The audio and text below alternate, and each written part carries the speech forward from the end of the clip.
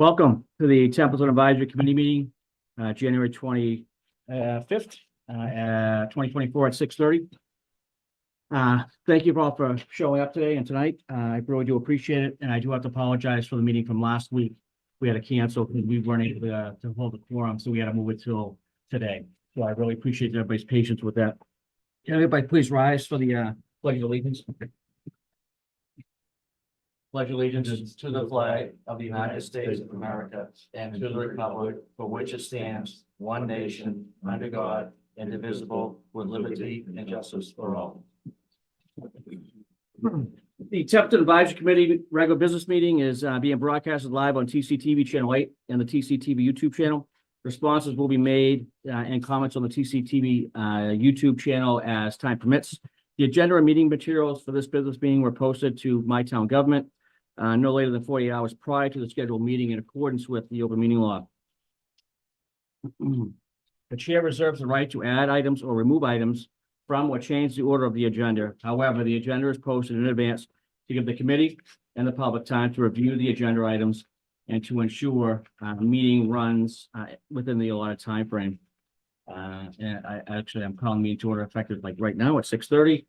And let's start with the review of the minutes for November 7th of 2023.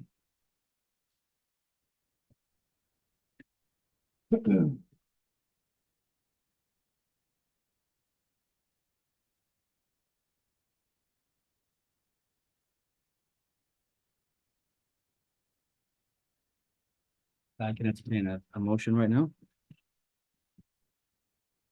Move to accept as presented. Okay, I have a motion. Of a second. Second. Motion is second. Any other discussion?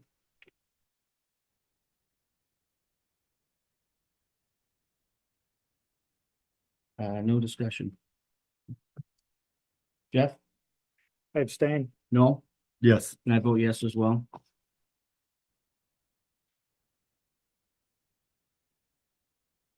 And going to public comments. We have some public comments, but I don't think they're available right now because I was supposed to get some, but I didn't get any in time. But I do want to say that I want to welcome Jeff Bennett back to the advisory committee. I mean, he comes and goes, but he's an asset. He's been an asset, at least for me, at least, trying to keep me in check while he was on the Board of Selectmen or when he was on the advisory committee before and now coming back. So Jeff, I really do appreciate it. Thanks for coming back and giving us a quorum. Likewise. Most important thing. Thank you. Okay, no public comments, new business. Action on the budget versus actual. You can line out November because we did get December. Did everybody get a chance to look at the December BBA? And if there's any questions, comments, or things I need to write down to questions that I need to ask the accountant? Mr. Chair, I do have a list of questions. Sure. Go, Jeff. Yeah, let's Go go. off the November report, but the December report is the same. Okay, all right, so. I'll make sure you get a copy of whatever's transpired here. Okay. For the record. Thank you. You can start with the questions. Yes, the first question that I have would be page 6. 14 lines from the bottom and 6 lines from the bottom concerning the stone bridge. And just what stood out to me, Mr. Chair, is you have a substantial amount of unexpended funds. There's $34,000 in unexpended funds from the special town meeting, 2019, and $49,000 in unexpended funds from 2020. Right. So it's just a long time. That's the basis of my question on that. Okay. Jeff, you have anything to add? No, it's just that those, other than the study that was paid for, Yeah. the options of what to do with that road, those funds have been sitting there. And I remember that because that was. I watched the last, or one of the last meetings of, Community Preservation Committee has oversight over these funds, because they came from there, and they mentioned that those funds have been sitting there for a while. I'm surprised they haven't. One talked back, about bringing them walking back. Walking them back, I got you. because They have that, right? they're down to, it's like the lowest it's been in a long time. It's like They're a down to 500,000 of- 400,000 Yeah, maybe something like that, something. I know they're gonna get some in the fall, but they've, they've expended almost a little over $2 million in the last couple, 3 Years, years yeah. or so. Yeah, So okay. they're down low. So All right, I'll it's, definitely- again, that's, what's the plan? Is there a plan to use those funds? If Right. not, they should go back to. They should, for other utilization within the town. Because there's a lot of projects they got fairly substantial, some parks and some other things, so. Right. All right, well, all right, that's good.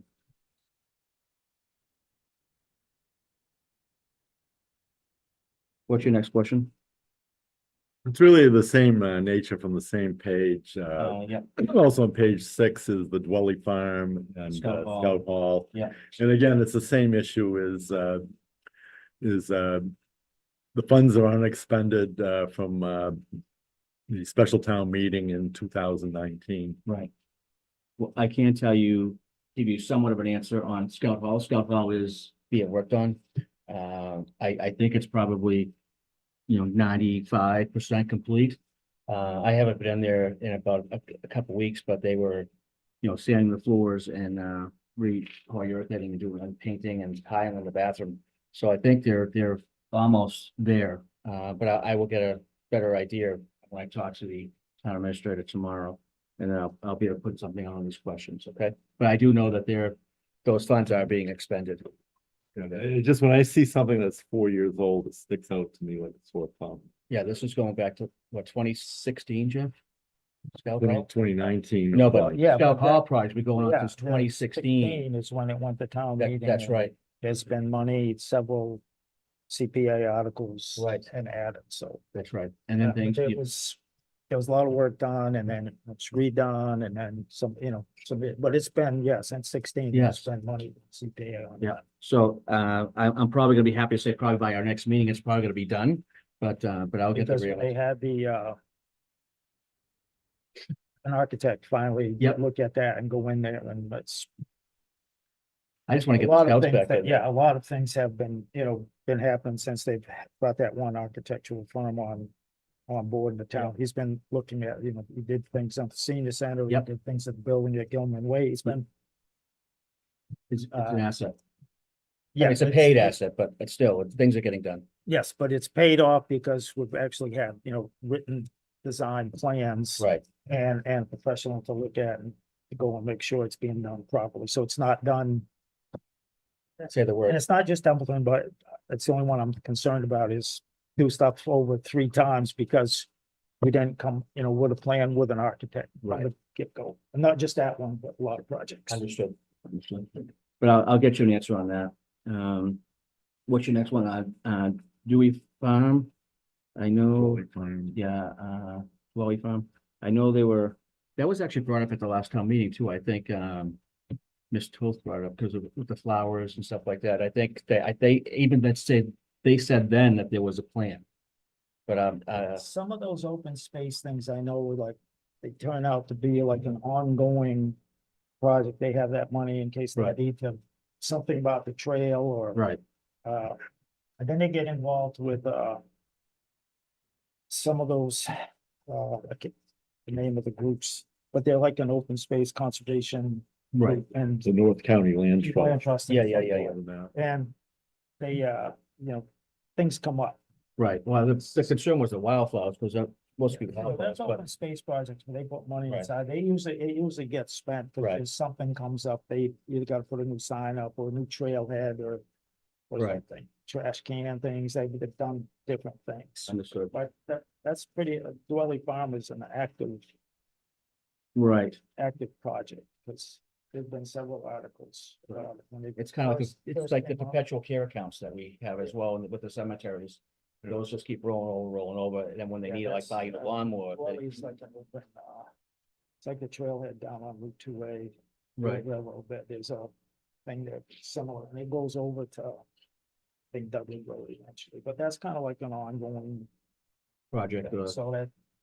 It is a lot of money, $7,000, but okay, and you, page 10 and 12, you want to talk about the formula grant? I would say that the $69,000, this is the elderly formula grant expense, the $69,000 on the books. $6,000 expended, it's probably a timing issue. Okay. I know sometimes with grants, you have a limited time to. expend And you them. can only expend them on certain things, because yeah, they're, that's a Yeah. specific Right. grant that can, yeah, you can't step outside the limits of that, because then you'll get in really big trouble. Hmm. Okay, That's been, not abused, but it was gonna be I'll be polite, say misdirected a few times, and it had to be corrected, but real back you in. got borders, you gotta stay in. That's You gotta correct. Stay in the lines. No, you have page 11 on the opera. Yeah, but it's actually on the December, the totals are on page 12. Yeah. Um, I'm just concerned that the deadline is not as far away as we seem to be. There does appear to be a plan to spend all of the $2 million. Yeah. I know some of the items, it's just is a long time, frame to, spec out a piece of equipment, for Right. example. I'm just concerned about the potential of the money being clawed back. I know the select board is aware of this issue and Adam's aware of it as well. I'm just wondering if there's been any attention given to a plan B should, the plan A. I think the catch though is if you have a plan and park the money there for plan things, I think that covers you. I'm not 100% sure, but That's how I read it. That's how I read I it. believe that's the case, that you have to, and I remember they sent out something, because you have till 26, but if you Right. have a plan, you gotta have a plan, and okay, this money's going here, here, here, and here, that's where it's getting spent Right. on. I believe that takes care of that, but it's worth checking. Yeah, I'll definitely, But, definitely, I think they do have a plan, but I'll As double long check as that. You have a plan where that money is going to go. You're covered. Well, that's my understanding. It appears that there's a plan to spend all of the money. Yes. But my concern is, I don't see with, especially speccing out equipment where they can actually expend it within the time period. Right. No, you're right. I'll definitely find out about that. And your sixth is page. Page 11, the Green Communities Grant. Yeah. And again, I think this is, this is probably in the same category as the elderly formula grant Mhm. expenses, where there's probably parameters that should spend it. Yes, you Haven't can, been met. right, you can only, use it for, green community, initiatives, like lights and stuff like that, but I'll definitely have the answers for these.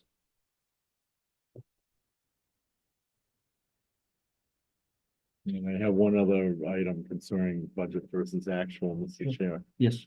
As you know, before, Mr. Bennett came on, we had discussed, at least a couple of times about the, timing Mhm. of, the reports. And, I know just from, I know Michael, expressed, and I have expressed it as well, is that in private industry, quite often, I know, my experience has been that, financial reports for the previous month issue, by the 5th working day of the subsequent month. Mhm. Or the 5th day of the month. I have operated under those constraints. And, just the expectations as such. And I think that when you go for 20 working days, or if you go mid to late month, that to me is too long. Okay. So what the recommendation would be, like, maybe put together a So, policy that back- stipulates 10 days? Yes, Back go ahead. when Carter was here, the advisory, that was a concern of the advisory Yep. committee. And it was a verbal, that we're gonna see it like the 10th The 10th of the of the month. month, or right. close to that. And then is it 2021? the second financial review of the town from Department of Revenue. I believe their recommendation was to fix it the third week of the month. I escapes me up top of my head if there was a particular day, but I'm in agreement that we should have, and this is just to me, it's a management thing. You tell the employee, I want this report done the second Wednesday of the month, the second Tuesday. Look, you can look at the calendar and look out, okay, the second Tuesday is going to be, this day, or the second Wednesday, or pick a day. As long as the office is open where, hey, we want January's financial report by the second Wednesday of February, or second Thursday, or. I think when you do Thursday, days, it gets kind of confusing. If you go like the 10th business day, it's the 10th business day. Versus, because those days, I mean, it's just gonna revolve, so I mean, that day could, you start picking out days. Some deadline. Right. Either, by the 15th of the month, the 10th business day, or the second Wednesday of every month. Okay. Like I said, you can look at the calendar and see the second Wednesday, that might be the 10th business day or the 11th, whatever. Right. But pick something, give direction to the employee and say, this will be done by this time. Well, obviously, this is a recommendation. This is a recommendation type of a committee, so, If you want to look at the motion, the motion I drafted, we go, Jeff. It was basically that they be made no later than the 15th day of the following month. And that, and further move that within 2 fiscal years of the budget versus actual. Should say of instead of oh, but the town expenditure ledger be made available no later than the 10th day of the following month.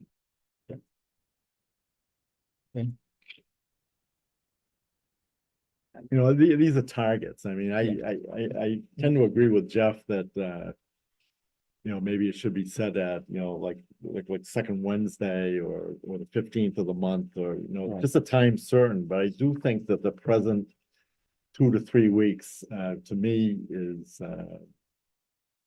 it's just too long. what I would do, I mean, I don't want to take a motion on this because this is, I mean, we don't have the.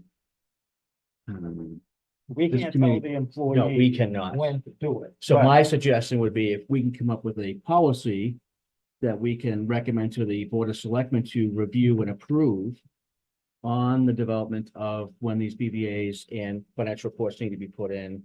Maybe we could do something like that, and that's gonna fall on them to make that decision and determination based on a projected policy that we're gonna write for them. And if they agree to it, great. If not, because they are the policymakers. So like, it's gonna fall on them. again, the DOR made a recommendation, but it has not been, No, when I was on the board, it wasn't even picked up. It was brought up a couple of times, I pointed out, asked about it, but the DOR makes recommendations all the time for the best interests of the communities, the cities and towns. But their recommendations are just like us, they're recommendations. But if we develop the policy and do like 80% of the work for the select and give it to them to make the determination, and they can change it all to whatever they want to do, but as long as the outline is there, I mean, why can't we do that? Yeah, and I don't want to, I hadn't thought of that quite candidly. I don't want to step into the day-to-day. Yeah, we can't. I just don't want to do that, but I do think that the reports can come out faster. I mean, I can work on that, and then by the next meeting, we can talk like about, I said, or you want to do it, Jeff? no, but I'm just pretty sure the DOR, it was the third week of the month, something like that. But they did have a recommendation for a regularly scheduled report from the town accountant. Because I know that's a thing that came up, it's like, oh. Well, I'll look for it. Eight, to get it to 21st, to get it to. It's all over the place. And like, when you emailed me, I'm like, Jeff, I don't have that yet. If to me, if the books are all good, you're keeping up with everything, it should be fairly easy. Right. To produce a monthly report. Right, it's, The end of the month closes. yeah, you do reconciliation. I got you. All right, well, I will, The thing that, if anything is off a little bit because of haven't got this, you just, like, you reconcile, you cut those bank books, That's right. whatever, you just, you know it in the report. all right, so what I'll do is I'll put together a draft of a policy concerning this. I'll look at the DOR report as well as far as the third week, whatever that report says. I come up with something, and then I can present it at the next meeting. It wasn't in the first one, but it was in the second deal. Okay, Okay. I'm writing that down right now, so I.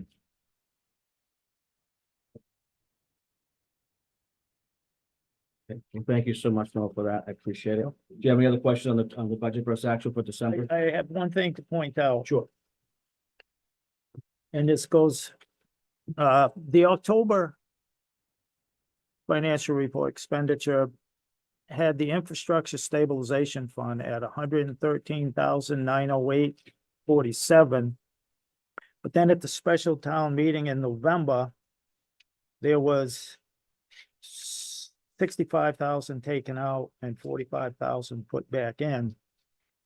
But when I looked at November's, and this is, they're all on page 7 of the reports. Okay. It showed Thank you. 158,908.47. So the accountant never included the 65,000 withdrawal. And when you get to the December one, she must have caught it, Because it's out. I'm looking at it. It's And- out. 7, and it's now 99,000. yes. But 99, 179. that should have been The November. the November thing. So, and again, that is why I believe you need these reports Right, on a set date in a timely manner, so you can look at that and catch that rather than 3 weeks into the month or right.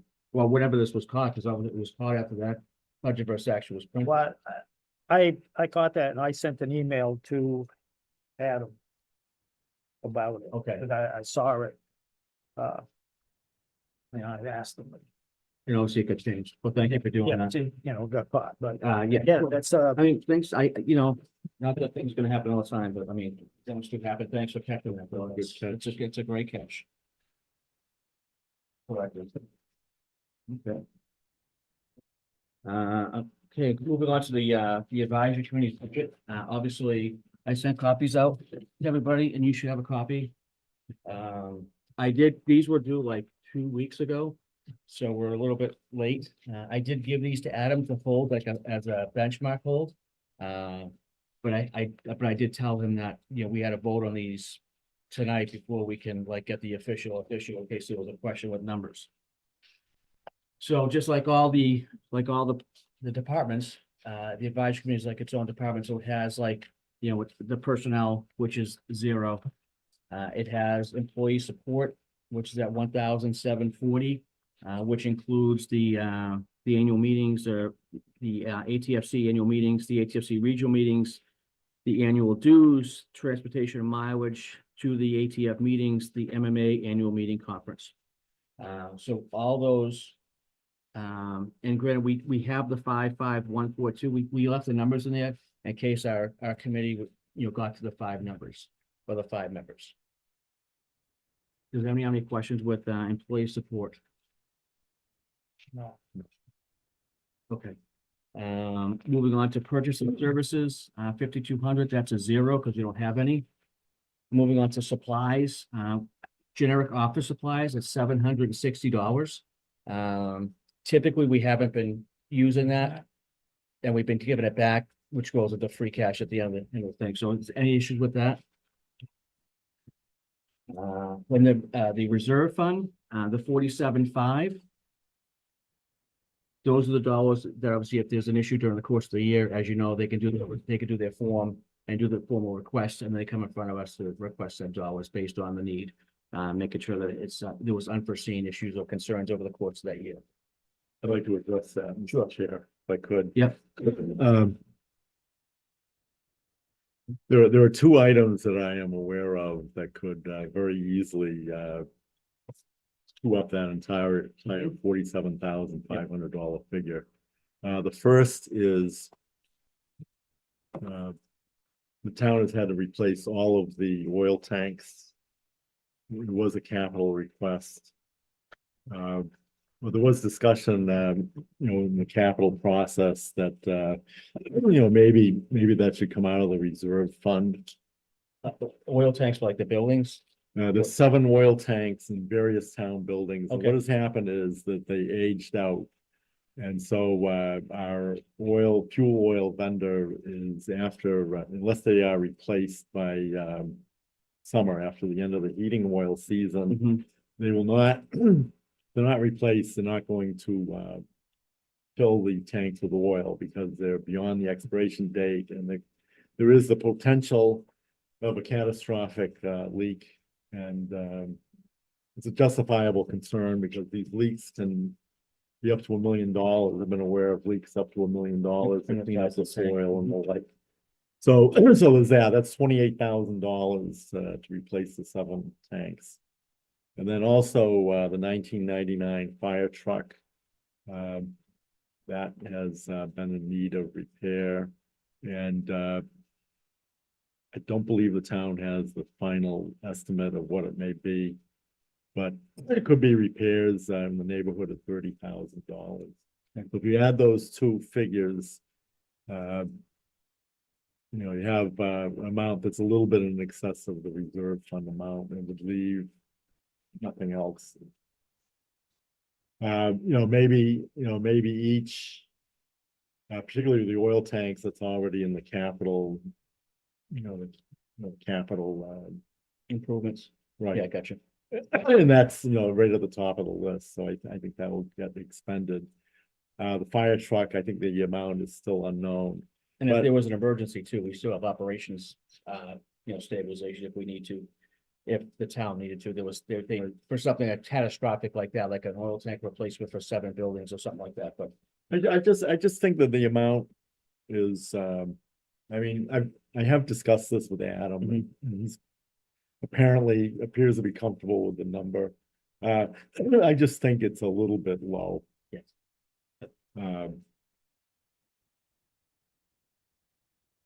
Excellent. Okay, I got you.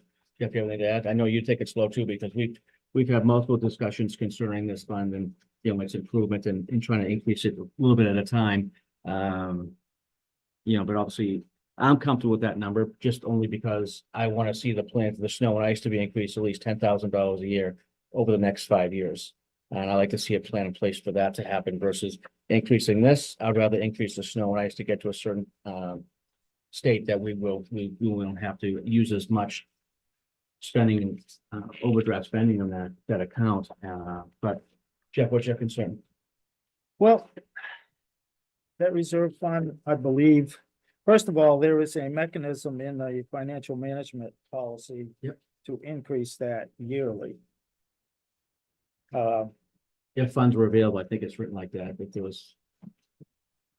Well, to take the general fund operating budget for the current fiscal year, exclusive of debt, Worcester County retirement, and the reserve itself, and by 0.75%, so 0.75%, and then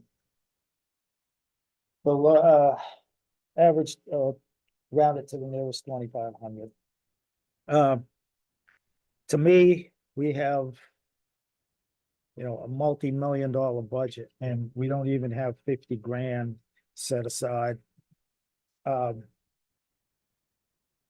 policy, financial management policy also says you can replenish reserve or build up reserves with free cash. So to me, your free cash comes available, say September, October. Right. We have a special town meeting in November. We're almost halfway through the budget. If something bad is going to happen, That's what. it's in November, so I just look at it, it's 40 to 50% of your budget is, going to be gone shortly. Right. You could take money from free cash, and I believe this was talked about at It a was. couple meetings a while back. Last year, actually. Add free cash to increase that Yeah. reserve fund. And if it doesn't get used, then it will just, you can do a couple things with it. At the annual town meeting, Really. you can take money from the reserve fund and put it in capital stabilization, put it in OPEB, transfer it to one of those, Right. or just let it roll forward.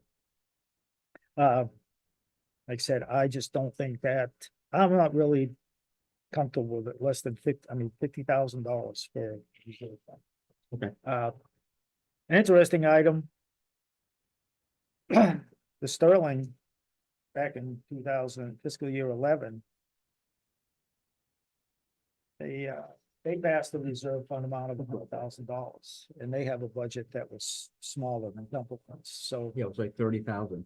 They're a comparable town, they're on the list of. Yeah, but 13 they are, but comparable they have, their reserve fund was $30,000 or 36,000 or something like that. They're, but they, back then, they put 100,000 into their reserve fund. It's just, if you're gonna start off with 50, because I know the pie's only so big and everybody wants every buck they can get. But when we have free cash as a real safety net, something big happens, So you think move, it's the one you can move money from without spending money to have a special town meeting. right, You know, And a special town meeting, I mean, if you need the money, it's a really. There are ways to deficit spend, and they're changing that all the time, spend without an appropriation and then fix it later, but. If you have a reserve fund. Relative to your budget. You should be able to cover a substantial item. With your reserve fund. okay, well, I know later in the agenda, we have the And I policies. know it's an ongoing, it's been back and forth, but sometime soon, you gotta. Sit down and take it seriously and put the money, especially. I know we went a number of years, I know like when Carter got here, he didn't like to touch it, just in case, that was his, Right, that was his safety. and he didn't touch it for years, like, He didn't like, at the time he was here, he didn't like touching it because if something catastrophic happened, it was such a small amount, it's something you can tap without having a special town meeting. but at that time, did the dollars roll forward or was it No. just returned to he free just cash? returned It to was free just, cash. it was just going through cash. They didn't do. As best I can remember, we really haven't done that in Templeton, taking the money from the reserve fund in May and put it someplace. I mean, this town, back before 2010, they took money out of the general stabilization to pay the Worcester Regional Retirement System bill. When was that? Yeah, 2009 or 10, somewhere, Oh, yeah, but oh, yeah, it's yeah, been yeah. done. I mean, it's a decade ago, but still, it has been done. Yeah, well, since we've been in office, But that has not been. then the reserve fund has been used in the last few years. It has. So there again, that's just another reason to increase it, my view, and if the budget doesn't allow you to do it, then it should be an option for free cash to, I mean, Okay. I mean, so you want to change the 47.5 to just to 50,000? I mean, because right now, based on everything, it adds up to 50,000. So when you add up the, yeah, if you do that percentage table, if you follow that, Yeah. but as I said, even 50,000 isn't. It's considering our budget. right, no, you're absolutely right. It's You're- just, I just think, Mr. Chair, that the Mhm. amount should be. In the $55,000 to $60,000 range, Mhm. and it just hasn't been increased. No, it has been increasing And since I- 2016. And I just get the feeling, even though it hasn't happened, that there really could be a catastrophic type of expense that, they will be looking for. And as I Yeah. said, that's money that's relatively. Easy to get at. I Right. mean, if it's a true emergency, this committee could meet, tomorrow Right, and vote. To transfer that money over from here to that fund where it can pay for whatever might, really seriously come up. yeah, and bear in mind too, I mean, some issues that come up, I mean, building wise or. Vehicle wise, some of that stuff is insurance driven too, so they would actually come to us, they could actually use whatever insurance. Like the school did when the pipes broke, they didn't come to us, they actually used their insurance, which covered the flooding that happened in the lower part of the school. Where if they did come to us, that was almost like $150,000. But that's when the chief of police had the accident with his vehicle. Yep. And he was getting insurance. But there's you lag time. don't get that insurance check tomorrow. Right. They just don't work that way. So if you have, that's an example given in the ATFC handbook is. If you have an accident with a vehicle, to pay for the repairs, you take money from the reserve And fund. then when you get the When the check insurance back, comes in, you can put it back in there to Right. cover that. But when they took that insurance check, but we don't even have a policy for they that. put either. it in a selectman's account and they said they weren't gonna spend it, but it got spent and the check came in, I mean, like a few days within town meeting, and it was like, Oh, are you gonna transfer that money when it ain't even there? And then all of a sudden, boom, it was there. I got the check at home, don't ask me why. I got a copy of that note that awesome. was sent out.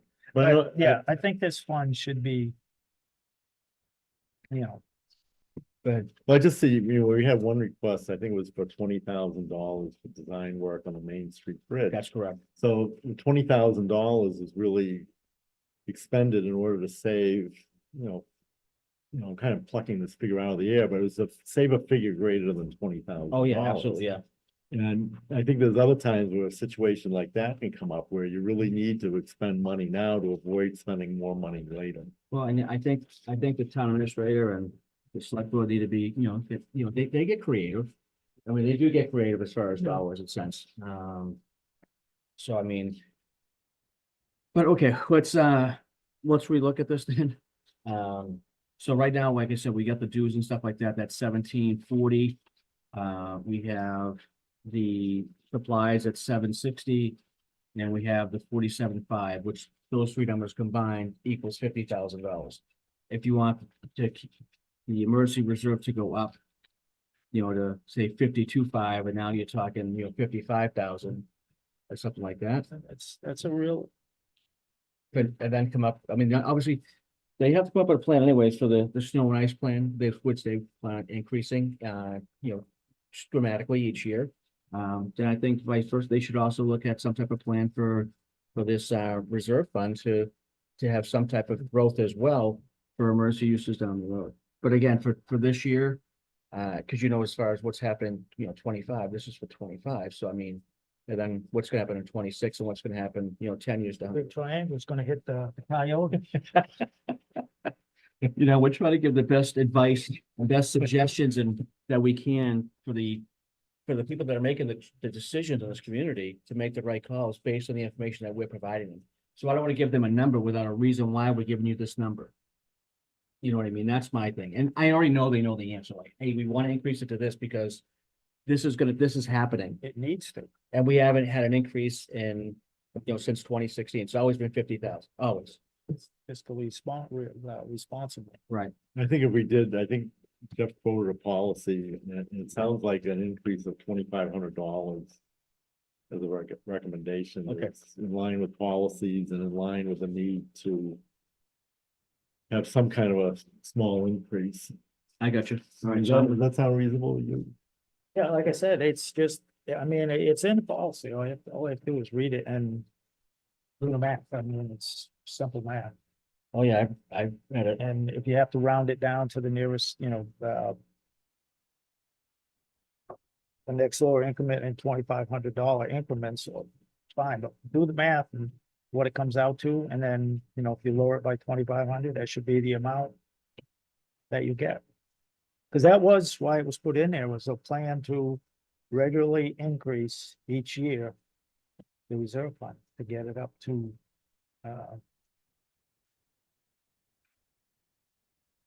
2.5% would match Prop 2.5 when you think about it.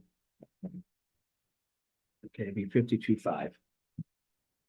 and I know, it wasn't used for a number of years, so people say, well, we don't need to increase because we're not using it, but now all of a sudden we're back to, it seems like it goes in a cycle. It gets used, then it doesn't, and then go years where it gets used. Okay, so what I have right now is, again, I'll use the 5,700, which is the expense budget. There's 0 for the intergovernmental. Instead of 47.5, I got 50,000. For the employee support is 1740. And for supplies, 5,400 is 760. And obviously purchase and services 0. So a total of 52,500.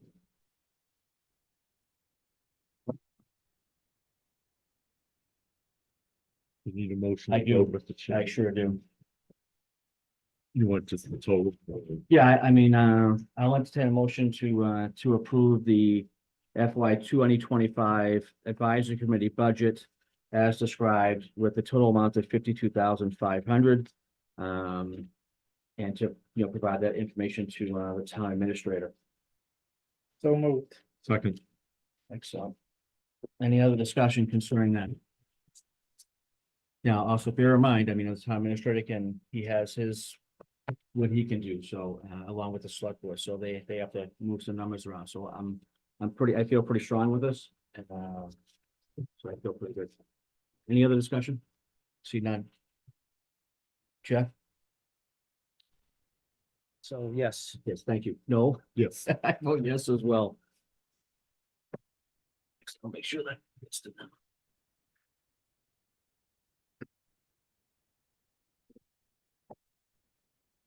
The advisory committee's annual report. Can you pass it down? Sure. Did you got a copy, right?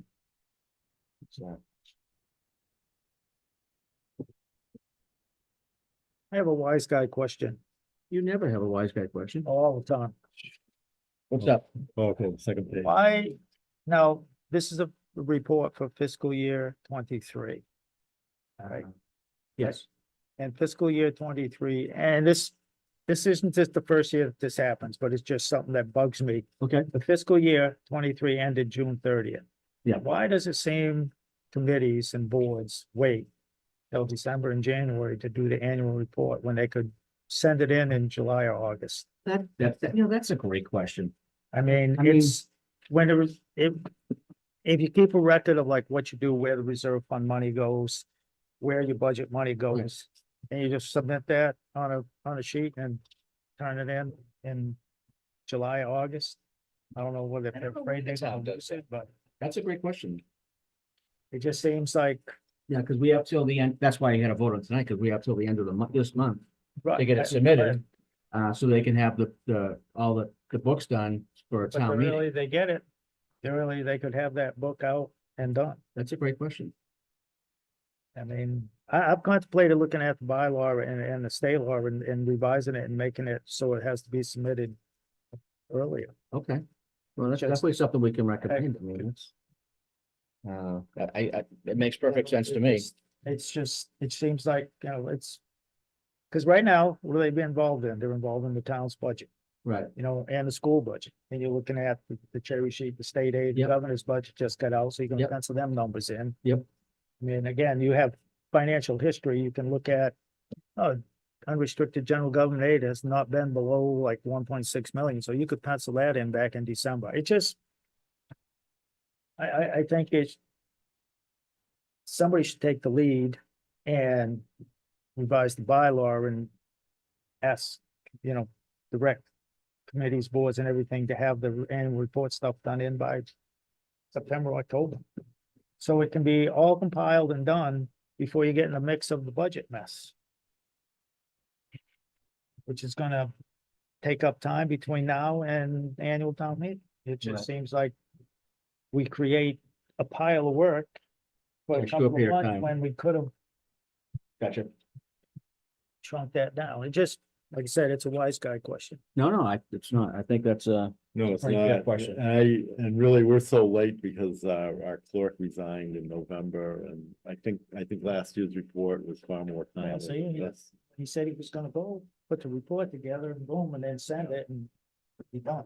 But I found too that having the deadline several months after the end of the fiscal year, I found that just to make sure that it was right, I had to do some running around.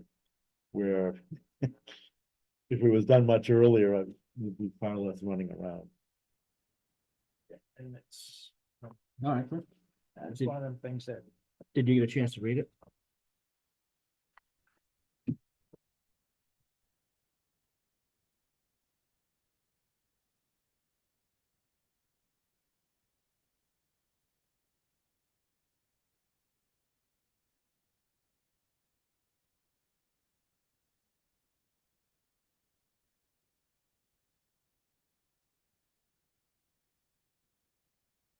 that's what you all did, that's what you all did. Yep. I have them. I have it right here. Please. That's what the bylaw and the state law says, all committees, anybody that spends public money, just report it and put it in a report. That's correct. All right, well, any questions? I entertain a motion to accept the advisory committee's annual report for 2023 as written. So moved. Second. Any other discussion? I see none. Jeff? Yes. No? Yes. And I vote yes as well.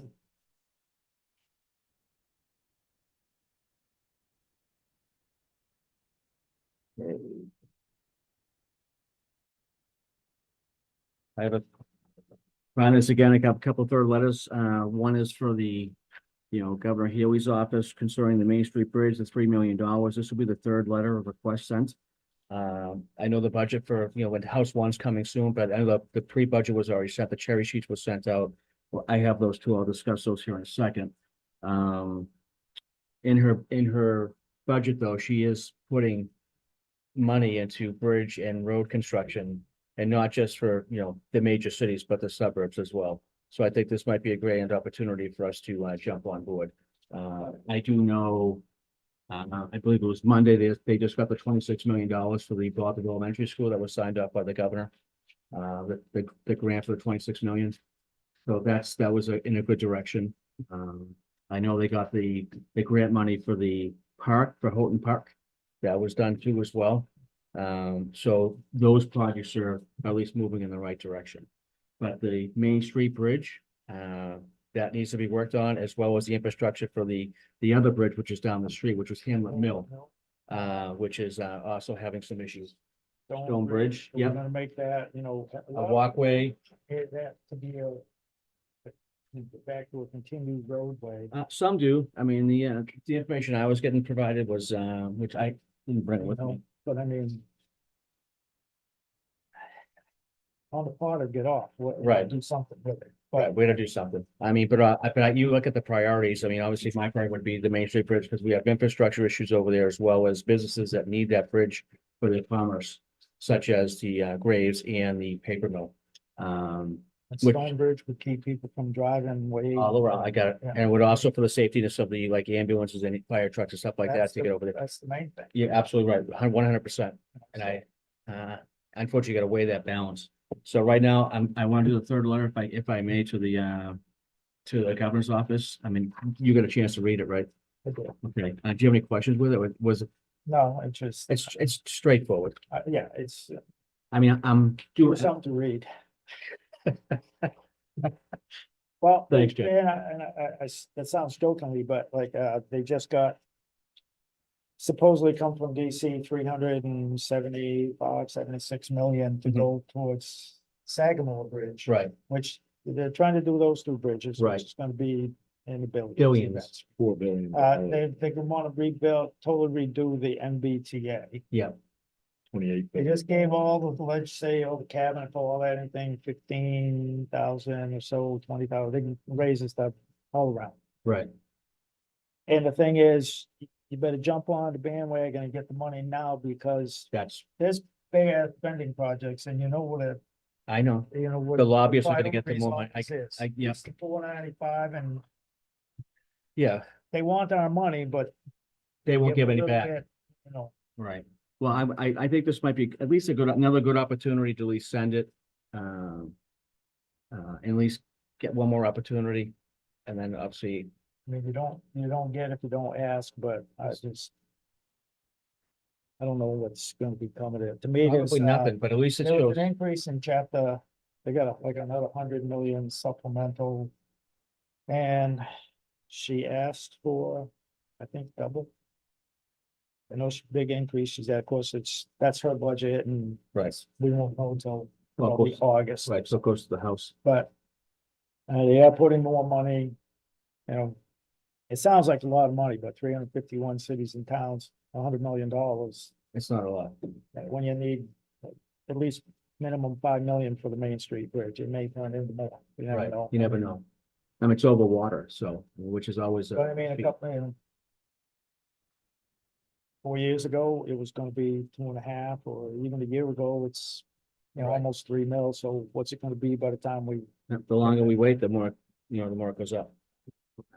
Yeah, but I mean, I can entertain a motion to, endorse this and get this in the mail to the governor's office concerning the Main Street Bridge and requesting the $3 million for H 4897.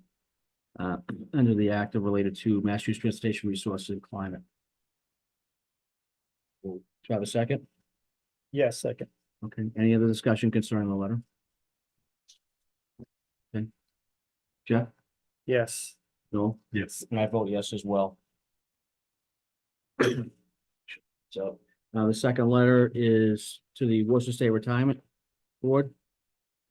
Now, they've already received one. This would be the second letter. It's primarily the same. Obviously, the signature blocks are different. But again, it's pretty much asking to extend, from 2036 to potentially 2040, which will decrease our contributions, but will still increase their percentage of, it will still increase their percentages of what they're receiving on the interest. But I'd just like Noel and we've been discussing this for a while now. I mean, even if we could just get a table sit down or a video chat with these folks, but it's so hard to do.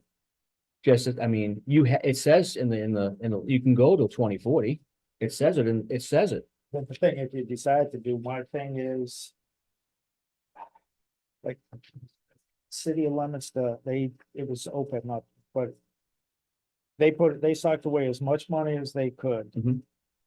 There's some communities that got. More money than they know what to do with. They actually took out a bond and. Yeah, you know, Wellesley did that. That's what Wellesley did. But Leominster. I think it was like 20, 25 years, every penny that they could spare, they stuck in there. When they got it fully funded, and to me, it's the same thing as this retirement system, it freed up 365 or 385. Say $365,000 that they were putting it aside in that fund. Now they just have to maintain, so suddenly they have that money to use towards something else. And I'm just thinking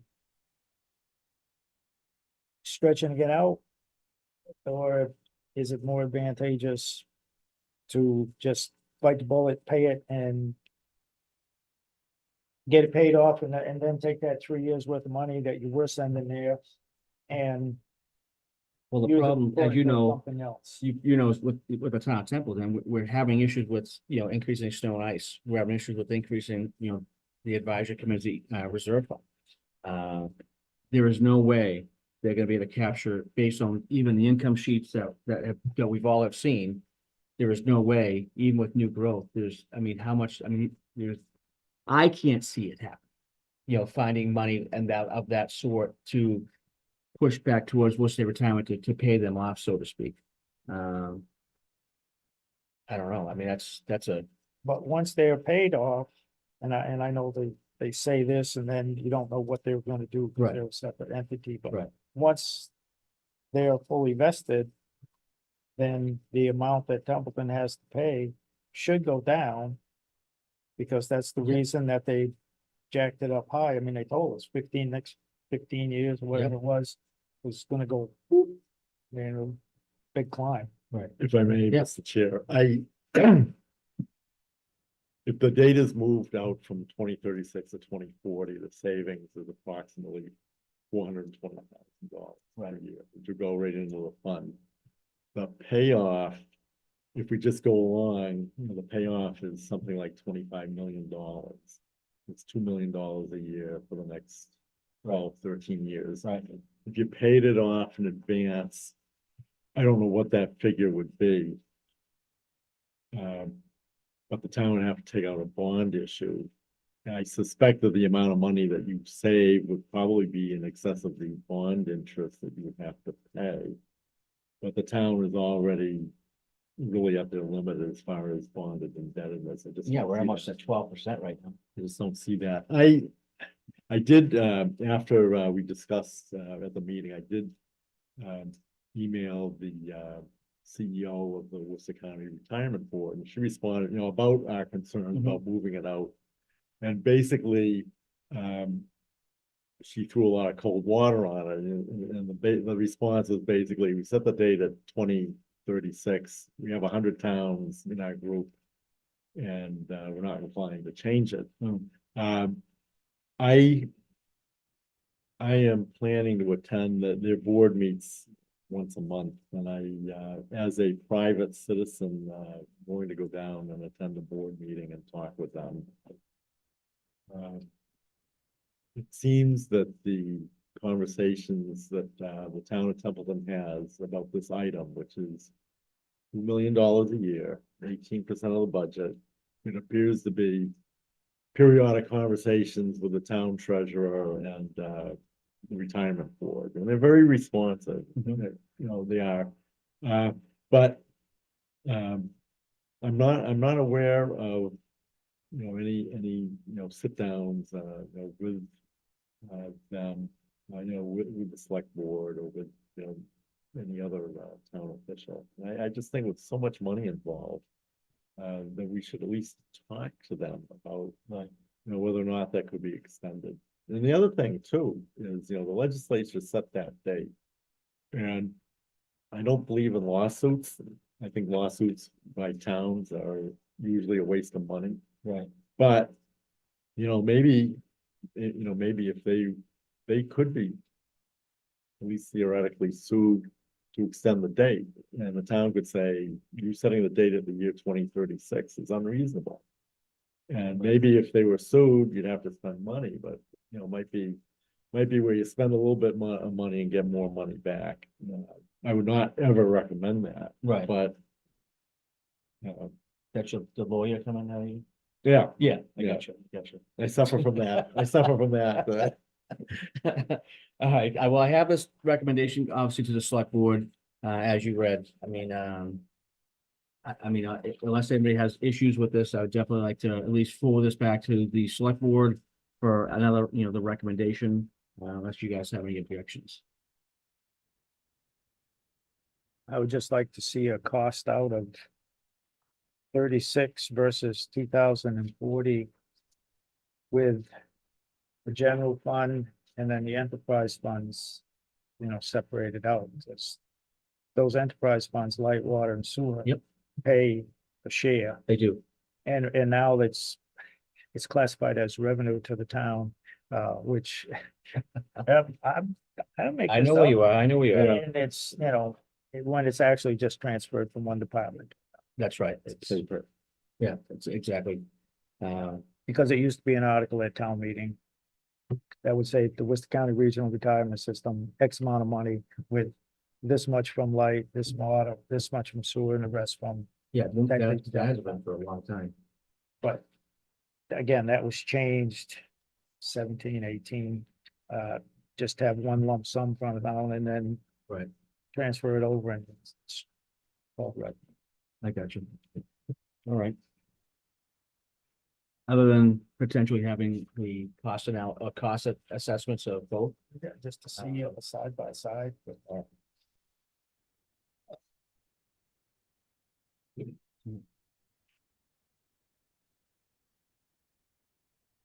Yeah, something you want to do that with me, is it something you want to do? We can get the figures from the accountants, so what monies were transferred from the enterprise funds for the Worcester State retirement in the last, say, let's just do the last 3 years. From each light, water and sewer from the enterprise funds, because that's being paid by the I users. think it's in the budget books. Is it broken down? No, I don't know if it's broken I down. think. I think it's broken down too. Yeah. I can look at that, but All right.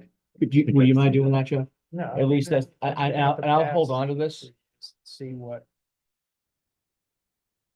Because I can Noel's maybe right. find the numbers to project out. I mean, you're talking 18% of the budget, that's $2 million a year is going to Worcester State retirement. Now, and to pay it off early, I mean, we would have to get a band or a bond, but we're already, I won't say our max, we're not at the levy limit yet, but there's a lot of stuff happening, and there's gonna be a new pump station on Crotty Ave. That's another $2+ million project.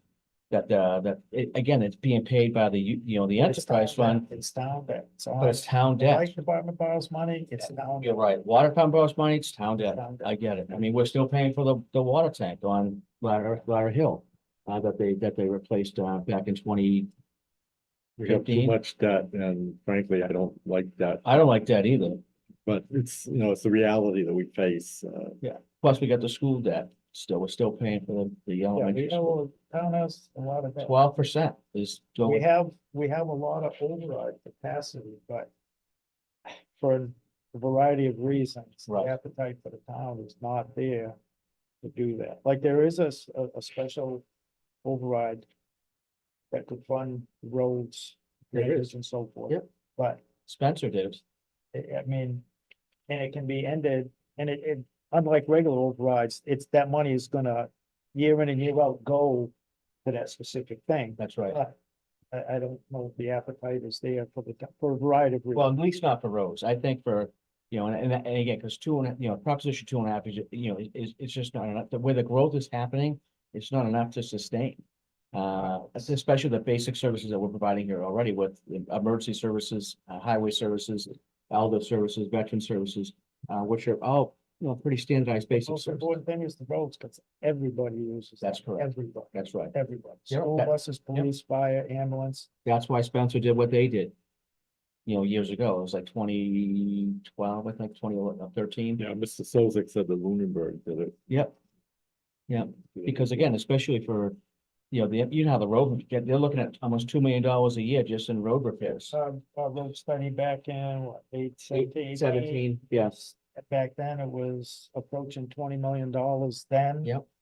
And we're not putting in a lot of drainage. We're not extending out water mains. We're not replacing a lot of water mains. No.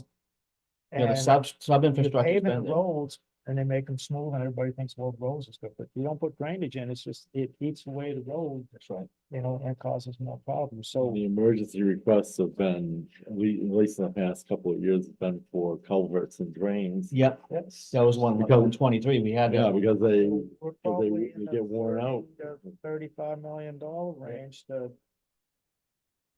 put in what's needed, drainage, and not for nothing, sidewalks to Yeah. get people out of the roads, and do you have them, they use them. Just Right. Brownville Road's an example. No, you're right, and I mean, But the obviously. drainage is the thing that kills the roads and creates a lot of problems, but again, it's. No, I got you. All right, so I'm for gonna, Another day. I'll hold on to this. If you can look at those comparisons, as far as what's I mean, who's if you bringing wanna what, Send it to them, send it to them, but Yeah, why don't we do that? Why don't we send it to You them? sure? And then if you want to amend it. okay, all right. it's probably, again, we're not forcing anybody to do anything. Right, It's just. it's just a recommendation. Recommendation. Yeah. It's something we All right, so, See, I can go back and look at the budgets to see what. The breakouts for the enterprise fund versus the general fund was in the past 3 years, and then. See what 25 is. and then okay. So I'll entertain a motion to send that to select board for the recommendation for the Worcester State retirement. As written, I would make that motion. okay, so you, excellent, do I have a second? Second. Any other discussion? I see none. Jeff, Yes. Noel, Yes. and I vote yes as well.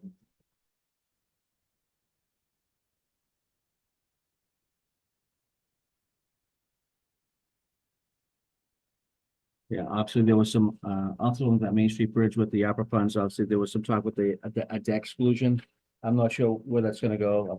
I have to wait to see what the budget looks Again, like. That's up there with an override, whether the appetite. is Right. there Or not. Right, and people don't understand what the difference is, so that's what the problem is too, that, what a debt exclusion does versus what an override does versus. My thought is if the town was really smart. And I'd have to do the math, but borrow. I mean, in the neighborhood of what the school was, $30-40 million, and just start doing this stuff now and you would save a ton of money, because down the road, It's just, pavement and labor and all that stuff, costs keep going up. And if the governor's budget holds, or even is close, there'll be an increase in chapter 90 road money, but other than 16, it's been $200 million Yep. steady. For 11 years. It's been that way for 11 years. Yeah. And the price of stuff just keeps going up. right, So, no, that's true. yeah, so there's a couple options for the road, for their bridges, and Excellent. Echo, it says, the request to discuss action request for recommendation to the Board of Assessors to be invited. I did invite, but obviously he was able to come last week, but he was not able to come this week. So what I'm gonna do is I'm gonna push that out. And we just, it's more educational, not for us, but for the people. So they can understand, like, there's money, like he gets money and how come he has this money, and he has like $600,000 in his account. So Yeah, like they, if I may, just. Sure. It has to do with the assessor's budget. So Yep, it sure does. The fiscal 25, the revaluation, Yes. they put it out to bid and it's 39.5 for Visions to do that. And, they had a contract, a bid package to go out, and that was the amount they come. And that's gonna, I'm assuming will come out of those Yes. special articles, because there's like 125,000, or it's excess of 100,000 on the books for assessor's valuation. That's correct. And every five, I think this is the big one for the next year, but every It's every now 5 5 years is the DOR comes in and checks everything to make Right. sure you're up to par and stuff, Right. but every 3, I mean, they're always doing it like yearly, but every 3 years they, or every 5 years, they gotta do that big look at everything. Well, I know Every 2 year years they- ago, it was, So all the every year they colonials have to got do increased. something, and Vision generally doesn't. but- right, So that's the reason why that money is. It's 25 or 30,000 every year, so you don't come asking for 200 grand, right. so. So more educational, so we'll have that probably hopefully in the February meeting. We'll have Justice come in and, educate us on, those funds and how that works, and which should be a great thing.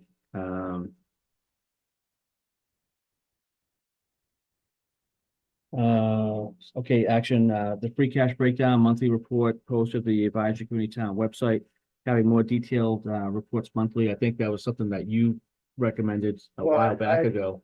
I asked about in public comments that if we could get a breakdown, because you have the free cash worksheet, that's, anybody can go look online.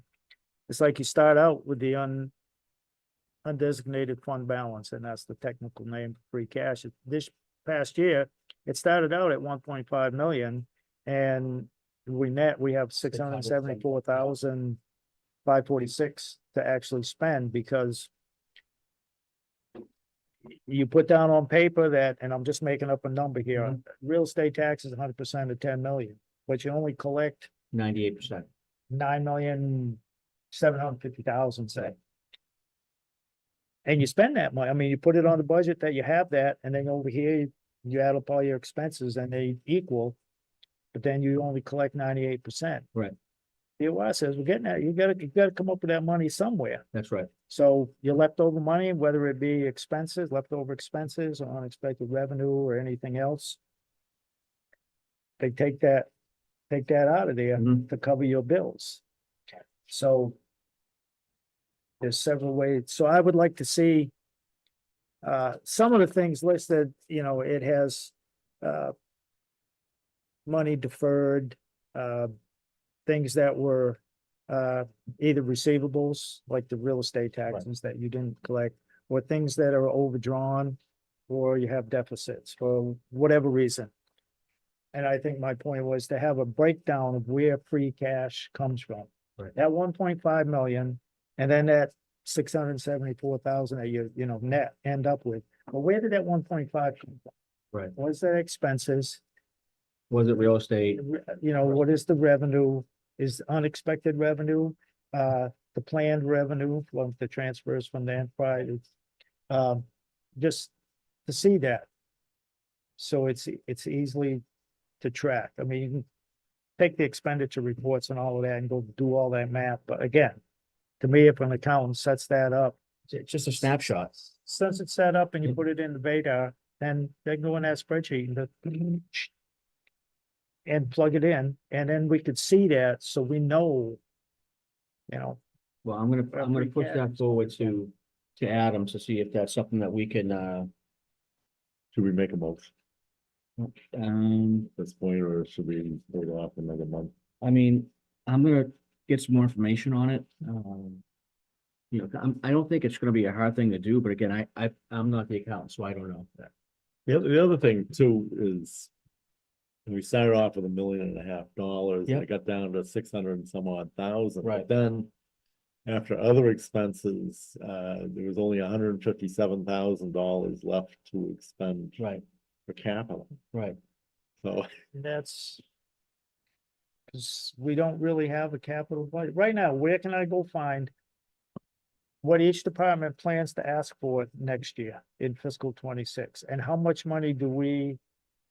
Feel we're gonna be able to spend in fiscal 26, because the bylaw says you're supposed to have a 5-year plan. Yep. To me, that says, okay, in fiscal 25, police department, I want a cruiser. The highway department says, I want a 1-ton pickup. The senior center say they want something done in their Well, building. they do have a 5-year This- capital planning. This town, the town building, we're gonna do, insulation for heating, or we're gonna upgrade the heating system. And in fiscal 27, the police department says, well, I want a cruiser and I want to take a look at the Havoc system, whatever. And the fire department wants to buy a new charging compressor, and the highway department wants to replace one of their waste oil furnaces. And estimated the cost right now, this amount of money. So but where can I go find what the fire department, what the police department, what the highway department, what the senior center wants for fiscal 26? What do they want to buy? Isn't it on the And how capital much planning do they assessment? plan? I know there's a spreadsheet that has like an inventory, or sort of an it inventory. is, but of there's, all the stuff. to but Jeff's point, there's not a formal report. In other words, the capital committee, we know what they requested last year, we know Right. what they request this year. And we know what they want down the road from, lists, but there really isn't something that the public can digest. So look at, I'd say. It seems like, yeah, they write down. The fire department come in, just for example. Hey, I want 10 things. Well, we only got money for like 2 of those things. Well, are you? Gonna come back and ask for that stuff that you didn't get this year, next year? Cause I gone back and looked at. What they present, they have their meetings, Yeah. and then what ends up. Going in front of the Board of Selectmen for the report, and then what ends up at town meeting. But the next year, it's all different order. I mean, it's not I can tell you, a formal. Right, I can tell you the problem. Well, there's 2 problems is, this year we only had $157,000 plus $50,000 in CAPEX, and we made recommendations for over $400,000. And some of it is covered by ARPA, but that's going away. And the capital needs of the town, no matter how you slice it, is at a minimum of $700,000 a year. It's gonna be that way for the next 10 years, but you only have. If the free cash keeps going the way it is, you're gonna have maybe $200,000 of free cash against $700,000 minimum for needs, and it's and departments, I know of at least 2 department heads who told us in the meetings that they've just given up requesting because they know they're not gonna get it. So it's like, why request it? Which I think is a real problem. And with that, if you had that actual 5-year plan, say this year the highway buys a 1-ton, okay? And to me, they'd be smart if they bought an extended warranty, bumper to bumper. of course. Nothing, and make sure that it's transferable. So I buy this truck this year, okay? I want to get rid of it. I put it in that 5-year plan. I plan on getting rid of that in 3 years. Trade it in or put it out for auction to sell. And the selling point is, we bought a 4-year bumper to bumper extended warranty, so it's transferable. So this truck in 3 years, we're gonna trade it in or something, and it's gonna come with that Warranty. 1-year warranty. Yeah. Instead of running the truck, and I think it was put in the meals tax presentation, they were gonna buy 1-tons and keep them for 10 years. Well, they wore out and they're junk. If you trade them, if you have that plan in 3 years, the 4th year, I'm coming to replace that truck. With this extended warranty, you can get something for that when you trade it in, so you don't need as much money to buy that next truck. Now, the bigger trucks, and I believe the light department, they have a planned cycle for their line trucks is every 10 years. Yeah. They're not quite as hard on the stuff as like highway departments and stuff are, because they run in all the junk and, Right. you know, they. And they're plowing with it. Yeah. What really bothers me, you know, I agree with you 100%. What really bothers me is that we don't replace equipment. You know, in the time to replace it, the recommended time to replace it, and it could just cost you money, Well, yes, it ends up costing more.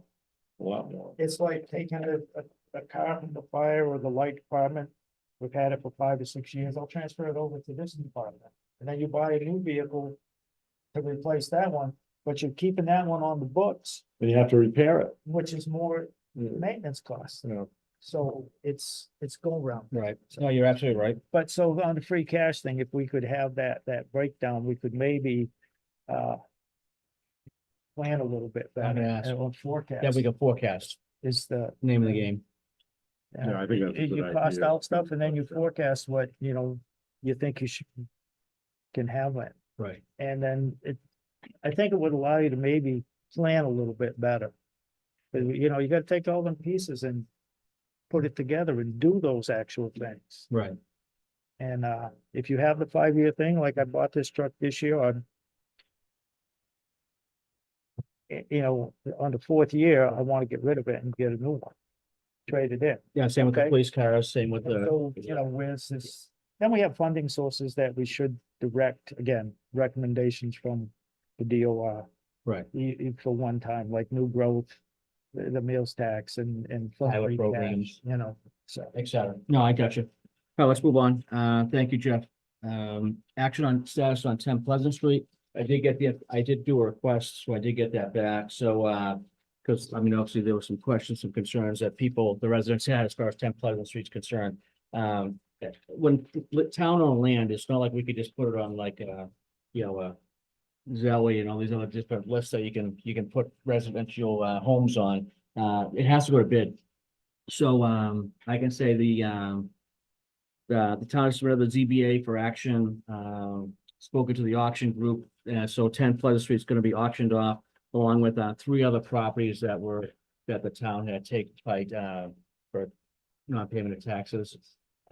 So all 3 of those properties plus 10 Pleasant Street will be auctioned off fairly soon. I don't have the exact date, but they are being auctioned off.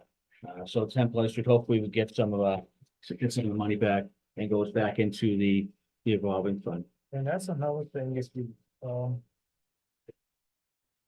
I wish we would have a separate inventory of, you know, town-owned land and facilities and things like that. Maybe Equipment and web laptop, yeah. page and see it, because if you take the time to go to the assessors page, Templeton, town of Templeton, I mean, and we own a lot of little parcels of Yeah. land, and I think if you took it out by itself and you could look at it and go, holy cow.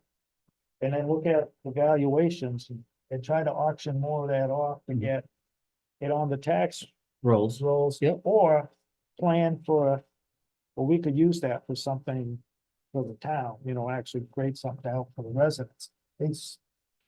Otherwise, you're just keeping it there and it's costing you money. Yeah, look at all that acreage over at Friday Ave. That's over there where the old swimming hole used to be. And That's a resource that, That's again, acres of acres over there. and that's a um, resource and it's been talked about and trying to work on with different groups and. But I stuff. think that was donated. I think there was the issue with that land was donated by a family to the town or something like that. At one time, and there was a Powder River recreational organization or something. Right. It was actually given to the town, meeting. Right. But But Yeah. if you could do me a favor, Jeff, on that note specifically, if you can put together, some type of recommendation for us to look at for the select board to say, hey, maybe you guys should be looking at all excess town property to see what we can get off and get onto the tax rolls and see what we can auction off to sell. because there is you go on property by the assessors page again, property by owner. There's a book solid block. Well, I just got word today that that campsite on Patriots Road, was that sold? The Pines? Yes, yeah, John sold that a while ago. Oh, we did. Yeah, that was sold a while back, not years and years, but it was sold a while back and, Well, my fear is that, I mean, I heard that they're gonna be taking some trees down and potentially putting houses in there. I. I as mean, far as again, I talk know, about it's- growth. Yeah, it's still operating as a camp, but I don't, Right. who bought it, off the top of my head, I couldn't tell you Yeah. who bought it. I just found that out today. I thought that was interesting. But anyway, so 10 Pleasant Street, that's what's happening. So it is being auctioned off.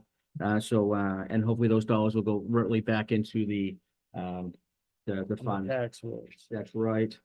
And Obviously, just for a Yeah. real note, when we're not gonna get back what it costs to tear it down. no, That's just the cost, but get it off the town. I mean, books and. projection like off the tax roll. $60,000. I think that was what the projection was, I think. It's, yeah, But I mean, What's the appraisal? yeah, right. So I mean, and hopefully what this company is doing the auctions, I mean, they have a wider base versus, remember when the town was doing it? I think you're gonna be surprised at how high it might go for, because this is not property coming on the market. That's right. right, and a buildable lot in Yeah. a good central location. You know, for water and sewer, I mean, Close to Route 2. Yeah. Um, So hopefully we'll get So- some money back on that. yeah, I mean, it's, you don't expect to get back what it costs to tear it down, because that's just, No, especially with just the reality, abatements from but- the I mean, that's asbestos just abatement. reality. Yeah. No But worries. to get as much as you can, and then on the tax rolls, it's a two-for. Right, and then, and it's gonna, it's gonna take a few years, but I mean, within, 5 to 10, 15 years, it's gonna pay for itself. And before the towns, if the lawsuits, go the way I think they're gonna go, the towns are gonna lose that taken property for back taxes without shelling out a lot of cash. Right. That's gonna change. It will. If that lady was to win her suit. That's correct. And the second one that's now I think it's in the courts already, but same principle, Right. Recommendations for, to increase snow and ice, for us FY 25. I put that on the action recommendations because I wanted you to at least start looking at that, to come up with some type of action plan. Looking at the tentative budget, I did bring, some information for you. This is the Templeton preliminary, cherry sheet, which I don't know if you've got that already. I'm sure you did, Jeff, knowing you. And on the back, it has a Templeton, the Narragansett Regional School District yeah. on here as well. Yeah, the town went up and the school went down. Yep, yeah, and presentation went down. Now the budgets,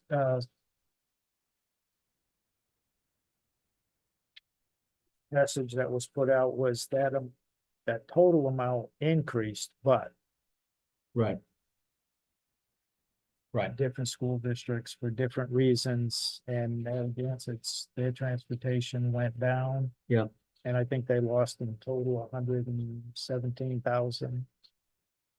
And the town gained approximately 70, as it stands right Right, now. which is good. Legislature can do, it could potentially change. Yeah, but- Yeah, but you're right. So obviously I have some concerns, obviously, but, with the revenues coming in, the new growth. But we have to come up with a plan of action for, snow and ice, at least to get the select board, some action to move forward with, to say, okay, we need to put some type of, design in place to say, okay, where's this money gonna come from? And which direction we're gonna go to increase that, say, by $10,000, say, per year for over the next 5 years. because Well, Mr. they, Chair, Hold on one second, Jeff. Go ahead. yeah. I did create a recommendation which we voted on last year to, that, the snow and ice could be increased up to $280,000 from what was then $147,000. And the recommendation was to increase, at least, the neighborhood of $30,000 per year. Yeah. So that recommendation is out there, and It was, and I haven't Right. heard back from them, I don't know if that's gonna be salvageable at this point. I mean, the recommendation was there. Again, I think we need to come up with a more expectation or reasonable expectation. That's why I said 10,000, because when you start looking at large numbers of like $30,000, or more, it really starts to capture on like and it's not like just giving them the numbers, like we want to get, like, where's it gonna come from? Is it gonna come from a pilot program that we have with, say, Light and Water? And have a policy in place that's gonna say this dollars goes directly here. Yeah. Or is it gonna come from the meals tax, like we already discussed, and that policy is already in place for the cruiser and the highway department. But obviously, as you all know, the amount of dollars we're receiving for the tax, is roughly what, between 90 thousands of dollars. Where, you know, the cruiser's getting taken care of, I got that, but you know, where's the other dollars? Where those dollars go? You know what I mean, for the meals tax? These are questions I have. I know that, you know, the residents are gonna have as well. But to come up with a plan where the money's gonna come from, not just to say, we're gonna recommend it going up $10,000 a year. Yeah, we can all say that. But where's it gonna come from though? Who are we gonna take from to make sure that goes up? And again, this is something that like this year, it's looking like there's still room for surprises, but if you have, Right. if you put 250, 280, 300,000 and you only spend 250. You put 300, you only spend 280. You have choices to do with that leftover money at town meeting. You can either let just roll or go into undesignated fund. Right. The free cash. Yeah. Or you could actually take it and put it in a reserve fund. You could use that to supplement the highway department to go towards roads. Or, you know, put it in infrastructure stabilization fund, to build that up. You know, you take 65 out, you put 45 back in. I mean, I know. should be the other way around. I You know, totally got, that's- when you sent that email, I'm like, okay. But my concern now is that's if we have money left over from snow and ice. I think based on the 5-year projections or the 5-year utilizations that we've seen, on average, it was between $220,000 and $250,000 that was spent on average. There were some years that were less, but the average 5-year, as you can see there. So,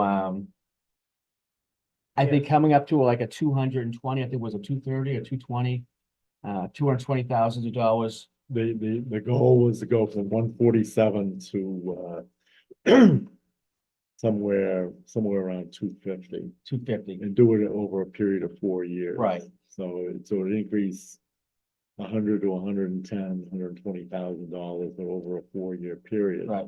And even if you got to 250,000, you know, you're still spending 280,000 a Potentially. year. Right.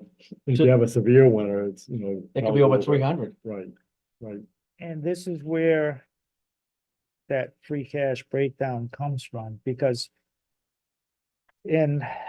off the DLS website for snow and ice. Yep. 2020, 21, and 22. The amount budgeted originally was 147,500. Right. And last year it went up $1,000.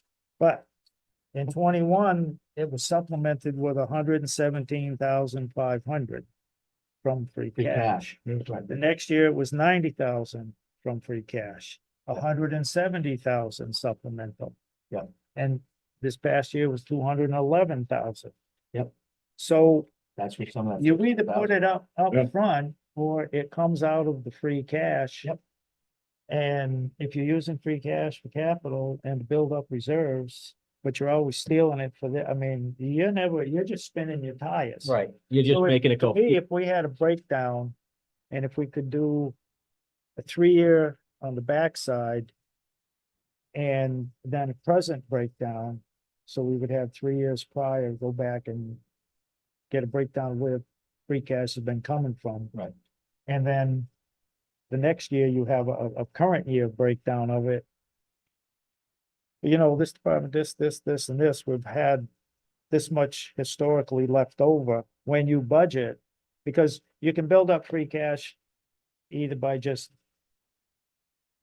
You know, we saw. gambling on Yeah. expenses and the revenue, or and this is in the ATFC handbook, you can build it into the budgets. Yeah. In other words, you know, the police department, police chief says, hey, I need $2 million. So, okay, well, we want to put 2,050,000 just to be sure. Well, we'll put 2,200,000 in there. I don't need that, I know, but it'll go into free cash and that's how you can get those big numbers. Right. But there's a lot of financial planning that we don't do. That if we did all them pieces, to me, we would be able to look at stuff and forecast. We're gonna have this, and this, I think and you, reliably say. We can fund snow and ice at 250 grand, I'm just picking the number out. We can do that. I think But where you'd we be gonna get the surprised. money? I think you'll be surprised. If we would. did that and we did the, you know, the forecast like you're saying, because I mean, I looked at the numbers just like you do, and I've been looking at the numbers since 2016 and, you know, I mean, we've always been paying Peter to pay Paul. Or, you know, and it's always been that way. We've always been deficit spending on snow and ice, since I was in office Yeah. and, you know, and I tried to look at every avenue of cash. Like that's why the meals tax came into place. I mean, I turned over every stone in order to try to find as much revenue as we can. I did print off again, some paperwork. Not remember where it was. Yeah. Did you guys get the revenues? I actually sent you out the revenue growth, so where the revenues were coming from, you know, stabilization, OPEB, the free cash list, as well as the snow and ice. I did that for a reason, because I want everybody to realize and see, you know, where the revenues were coming from and how those revenues are being attached and what percentage that were being, so, I mean, we talk about forecasting. And this is how it starts. You start looking at every avenue of dollars and you start moving forward. And unfortunately, you know, the services are just costing more than what we're making. So in order to have that change, like you're saying, how do you do that without affecting the services that are being provided? And again, you gotta make, you know, some hard things, and it's gonna be hard for a couple of years, but I believe it pays off down the road. If you look at the free cash worksheet and the real estate tax receivables, what is written off, because you didn't collect it, because you only collected 90% on average, right? 97, 96, 99. You ain't collecting 100%. No, It's gonna get deducted. I don't think any. So town what does. is that receivables number compared to the prop 2.5% increase that you're allowed? If they're close, perhaps when you budget, you don't add that 2.5% in as to the levy, you just. I see what you're Eventually, saying. you would build up excess levy capacity. And there are some towns that do this on purpose. Right. They will use 1% and they'll leave 1.5%. Adam did it 1 year. Yeah, a couple of And years the ago. excess capacity shown at, when it was all said and done, was like, we had 300,000. Right, Now, you don't get to add that to 2.5%, right. to that, and once July 1 gets here, you lose access to that money, but the following year, you have it. You do that for a couple of years, and before you know it, you got this chunk of money here that, okay, on the 4th year, we plan on taking all that money that we've left on the table. Right. And we're gonna do this with it. Pick one thing, a road, a fire truck, a large piece of equipment for the highway. Right.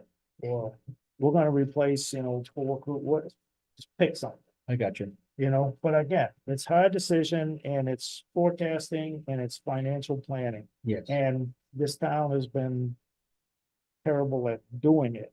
A lot of good ideas have come up and, you know, talked about, or they'll take that step, do it 1 year, but then it goes away. You got a excess levy capacity, for me, you have to do that. And once you change the habit, then it's like, oh yeah, we don't have that 2.5%, or we only got 1%.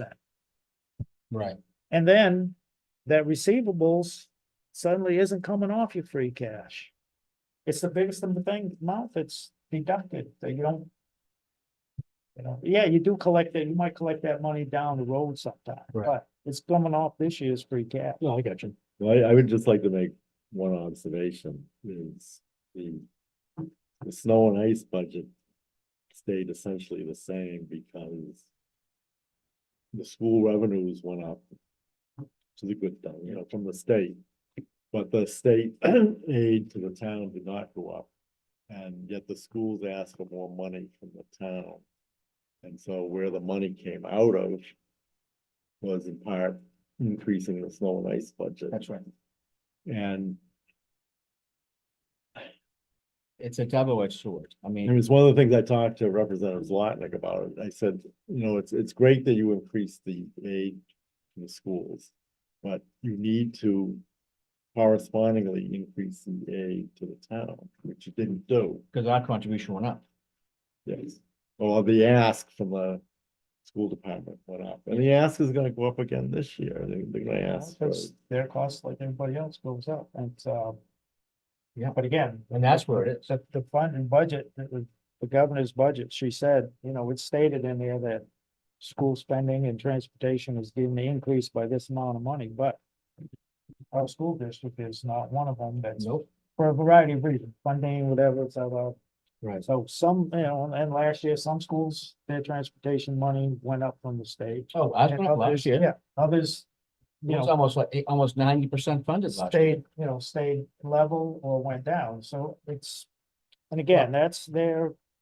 Well, the schools, they have their, we have our meeting, I think, in February with the school, our try meeting. Something like that. Right, so we'll, obviously, Dr. Cosmo will have a huge, And they've been playing that game for a number of years to try to help the towns out, but in the Yep. long run, they're gonna hurt us by using Medicaid and all their E and D Medicare, right. money. Yeah. And they got needs like the driveway out front of the school, oh, yeah, Yeah, it's like 250 grand, I The think, the roof. number I saw. the roof. So where's that money coming from? Again, these are, They're gonna have to come to the towns because the money that they could have had to pay for that outright, they were using for their budget to try to be nice to offset the the town, towns. right? And in the end, it's gonna hurt, it's gonna spank both of us because Yep. Well, because again. their ask is gonna be big. Yep, because Proposition 2, it doesn't work. All right, let's move it on to, the action recommendation, obviously increasing public safety for police and fire, that's mainly personnel. Obviously, we're down, on average, I think, based on what I was reading, and what I was told was, 4 police officers potentially, and, at least, 3 firefighter paramedics. So as we all sit here at this table, we all can just say like, oh, it's, about $100,000, per person. That's not that they make $100,000, but that's with, benefits, training, uniforms and stuff like that. So, you're looking at, just between that alone, you're looking at, close to like $700,000-800,000 more per year, which again, there is no way, based on the budget, and I have to wait till we see the budget book to actually get a better understanding of this. But these are the basic needs for public safety that we're gonna need, based on the growth of the town, because this town is growing. And we're not, but the services aren't growing with it. So you have services out there that aren't growing with the, stability of the town. So if I may, real Sure. quick, for fire EMS. So in fiscal 22, the combined budget for fire EMS was 987,500. Yep. For fiscal 21. Yep. I'm sorry, fiscal 22. Fiscal 22, it was 987,500. Now in fiscal 23, the fire budget, just the fire department was 905,350. And then money for EMS out of the ambulance receipts was 290,250. Mhm. So the combined fire EMS budget, it went from the 987,500 to 1,195,600. In fiscal 24, just the fire budget, it went down to 822,000. But the EMS from ambulance receipts went up to 534,500. Mhm.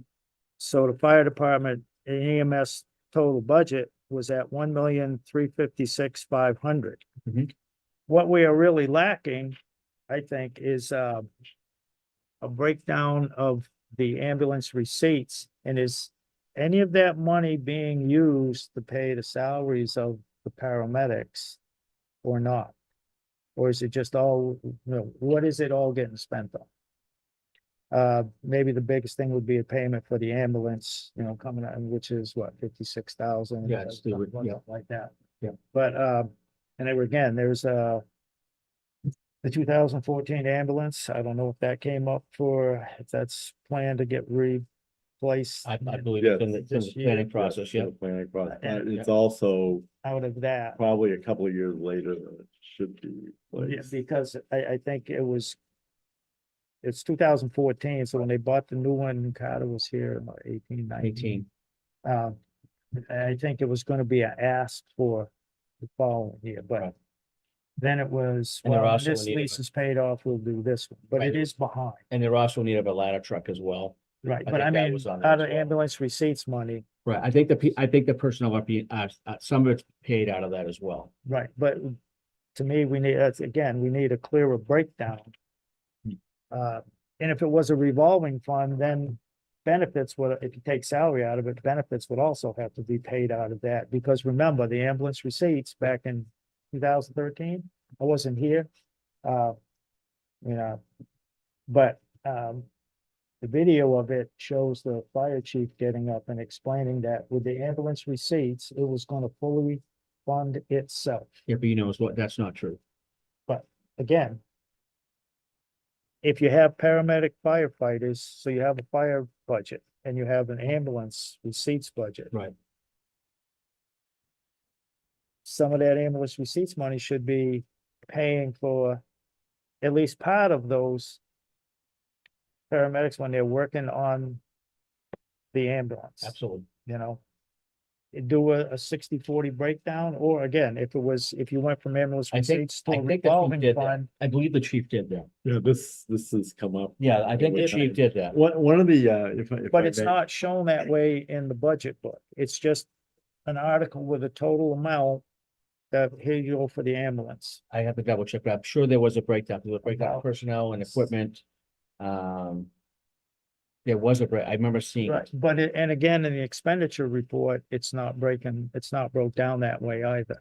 Right, It shows fire with personnel, supplies, the ambulance, it just shows ambulance receipts. One. okay. lump sum. Well, obviously, that's something we need to, You know, crack down on. Again.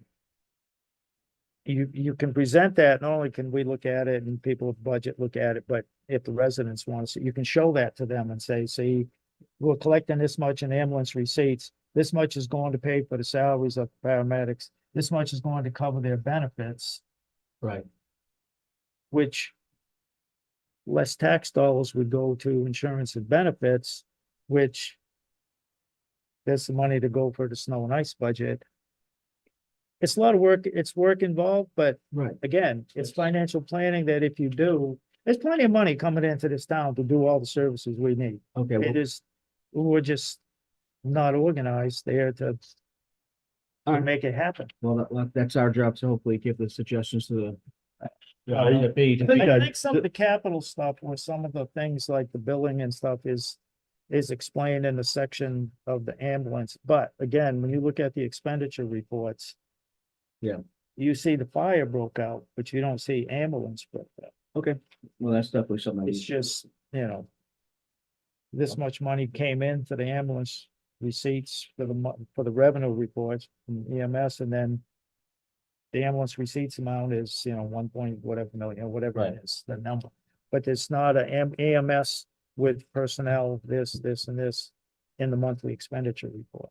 Okay. And again, that's, I just like to make a couple of comments because I like to think I'm pretty familiar with it. The ambulance receipts really fund your full-time people. To a greater extent, I think, than is reflected in the figures. The other issue is that you don't have enough full-time people to go on the calls to collect their receipts from the insurance companies. There's probably about $150,000 left on the table that is not collected because.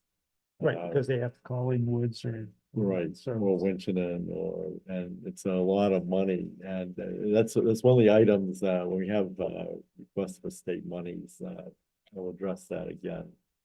But I do agree with you, because the ambulance receipts money. It's kind of like a big pot that you're just throwing it in and you don't know what's coming out, and, there really should be a little bit more. Certainty, I think certainty is the word that comes to mind. And, and at the time, yes, and I think when you were on the select board, the plan was coming through. Because the state says if you're going to the EMS from just an ambulance showing up to, but when you go to advanced ALS, Yeah.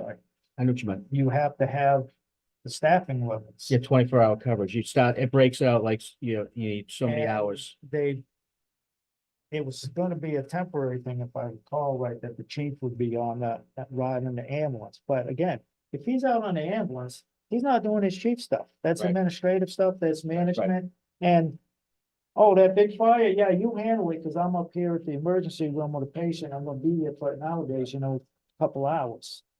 Right. Or longer. That's not proper management. It's not proper, running of a. No, I get you. I mean, you're right. It's just, but these are pieces that are put in place and they tell everybody, oh yeah, we're all set. We're managing it this way and this way, but it's not proper management. No, we're not all set. Yeah, No, I they can- I really mean- should have 10 full-time people. Yes, now to cover 24-hour operations, 7 days a week. I Well, mean, like right now, Like the highway people, 16, 17 bucks an hour. I can go to Mickey D's and make 20, I guess you can. No, you- regular schedule, inside warm. Yep.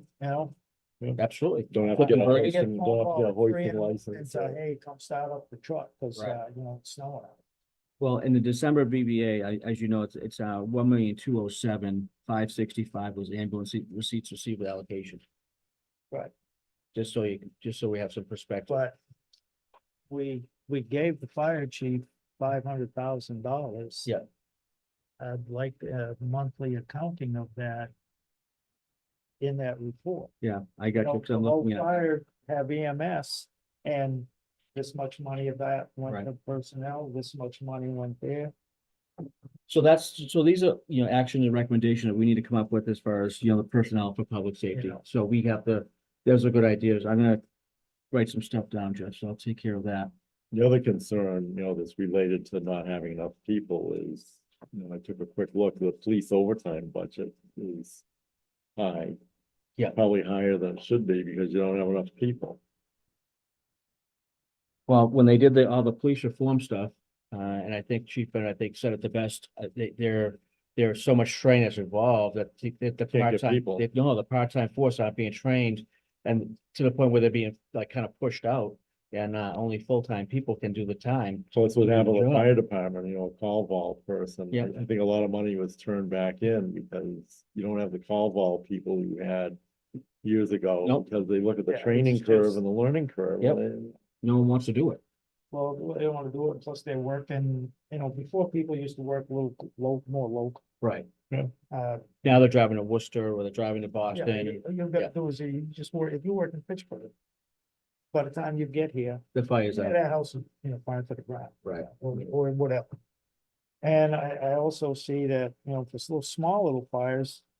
City of Gardner's coming in, Westminster's coming in, Winchendon coming down. Mm. But this little fire, we gotta call. Because they don't have the people. They don't have the people. Needed full time or. It's even worse on a town like Phillipston where, to get emergency calls. They rely on AFOL or. They do. Templeton. It's Right. Yeah, but it's the same thing, where if you're relying on on-call personnel. Right. I personally feel that, other states have, public safety or fire districts. Because when you think about it, you're paying a chief in Athol and Gardner, and, Templeton and Winchendon. There's a couple of our couple of our comparison communities, if you look Districts. at them, they don't have a fire department, they actually have a fire district and they have their own budget. And Yep. it looks like a big amount, but like you said, you got a fire chief here, you got a fire chief Phillips, and you got a fire chief Templeton, you got a fire chief over here. If you just had a district, which Yeah, one actually chief. belong to a fire district, but We do. For equipment. And the Worcester. equipment Right. wise only, but if you just had a fire chief, instead of paying 5 fire chiefs Right, it's 90 one- grand a year, pay one. Yeah, there's 200 certainly an grand a year. economy of scale savings. Yeah. Well, our chief's only making like 78. Okay, But but 70 here, 70 that there, was, 70 there, that was 70 looked there. at when the Phillipson chief retired. We did, it was myself and Carter, we went over there and tried to help them and like, maybe we should do like a study. So we got a Yeah, grant for they a did that. feasibility study. And we sure did. And it worked out well. The study was fantastic. We were like on target. This was great. But obviously Phillipson didn't want no part of it whatsoever. Well, that's the problem. You run into stubborn refusal by towns to regionalize. I think it's a New England thing and I mean, and it was like, It's not gonna do and it it. was an 80-20 split almost, so based on call volume, so Templeton would come up with 80% of the salary and the other town would come up with 20%. But that chief would be in both communities and manage both departments as one. And that's the political gamesmanship, will or not. It would actually have to be a top down from the state. It would Yes, have to be, it yeah. would have to be. Sort of So like they you're gonna make say a they're, district. they're looking it. at like dispatch. We have way too many dispatch. We do. centers. There should be three, You just know? like in California. California has 3 dispatch centers. That's it Yeah, for the entire state, that's it. It's north, like- middle and south. There's one in Keene, there's like 28, 30 towns. Yeah. And you know, each town is like, some member towns are like 35, 40,000, this, that, but if you're in that little town and you call police, 911. Yep. You know, that local cop shows up, local fire shows up, a local ambulance shows up, you know, it works, but it'd have to be forced to. Well, it do even happens because- now here in Massachusetts. You dial 911 on your cell phone, you're gonna get like a state police dispatcher. And then they're gonna transfer you to whatever way you Yeah. need to be. So, So it does work. But anyways, I also wanted to make just a quick comment. Because we talked about some funds and stabilization stuff. I mean, the general stabilization fund's at 1,624,000. The capital stabilization at 203. 689. The sewer stabilization's at 110,857. The infrastructure stabilization's at 164. 179. And and obviously the opiate stabilization is right now still at the 8,703. I looked at numbers back in 2013. There was no numbers. yeah, the general stabilization, I was under 100 grand. But in 2013, 14. Okay, so I just wanted I believe the audit reports had it pegged, after all was said and to, done. right. It was less than 100 grand. I mean, I think that's pretty remarkable though, when you think about it. I mean, from where we were, I mean, even back in the day, well, we're not gonna get a bond rating. We're not gonna do this. We're not gonna do that. You guys are not gonna do anything. And yet here we are. I just wanna make, these are kudos to all the staff. I mean, this is what they're doing. So the capital stabilization, if they Yeah. follow through by taking 50,000 from that, so that'll drop down to 150. The infrastructure stabilization right now is under 100 grand. Infrastructure stable is 164. No, it's 99, 179. 99,000. Yeah. So. And again, 1.6 million sounds like a lot of money, but what do we got for a town budget? Oh, it's not. No, you wanna be, The school in the town budget, 20 mil? Or- oh, yeah, no, it's that, but it's in the right direction. Oh, I don't wanna think that we're not solvent, I think is the terminology. And We are and solvent. consider that Adam put an article on to take money out of general stabilization to Yeah. pay for snow and ice. That was changed Oh, no, I know it's changed, but just the thought because of, process. because of I got people here, went, that's, no. I got $1.5 million. We haven't touched it, so I'm gonna. No, we're But trying that's the thing that used to be done and got this town, in trouble. you know, That's why there's people like us that don't That get paid to do save. the you king's know. business, Again, when you take general stabilization to pay your retirement system, that's That's not gonna happen. bad No, juju. Yeah. or borrow money from the light water department, borrow money for the sewer back in, was it 2007, 2008? Oh yeah, I won't go down that road. No, but again, these are things that happen like Yeah, there 20, was- years ago, that now moving forward, we need to make sure that we have a solvent community with services that are being provided and a fiscally budget that's level funded or fiscally funded that's balanced. I hate to use the word level funded because that just doesn't make any sense to me. But okay, moving on, old business, we're kind of, what time is it? Recommendations for, the pilot. Paid by Commonwealth, we allow, full-time fiscal year, Department of Public Safety for capital needs. That was the state pilot, because obviously we get a pilot from the state. Town lands. For town lands and, obviously the wood that they, harvested. So we wanted to do a recommendation for that to go to the public safety for capital needs. I was working on that, so I'm still working on some type of, So would that be public safety? Would that be a particular department or? That was the Department of Public Service. yeah, If it wanted, yeah, if you Police. wanted, if the 'Cause the highway. police is taking care of the Right. meals tax. right.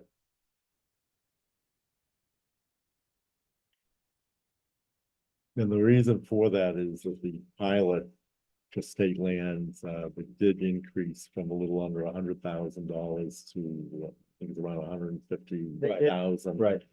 So That would be a the good, thinking is this is going to be recurring, and hopefully it going into the future will not be cut. It'll be at least that amount of money. right.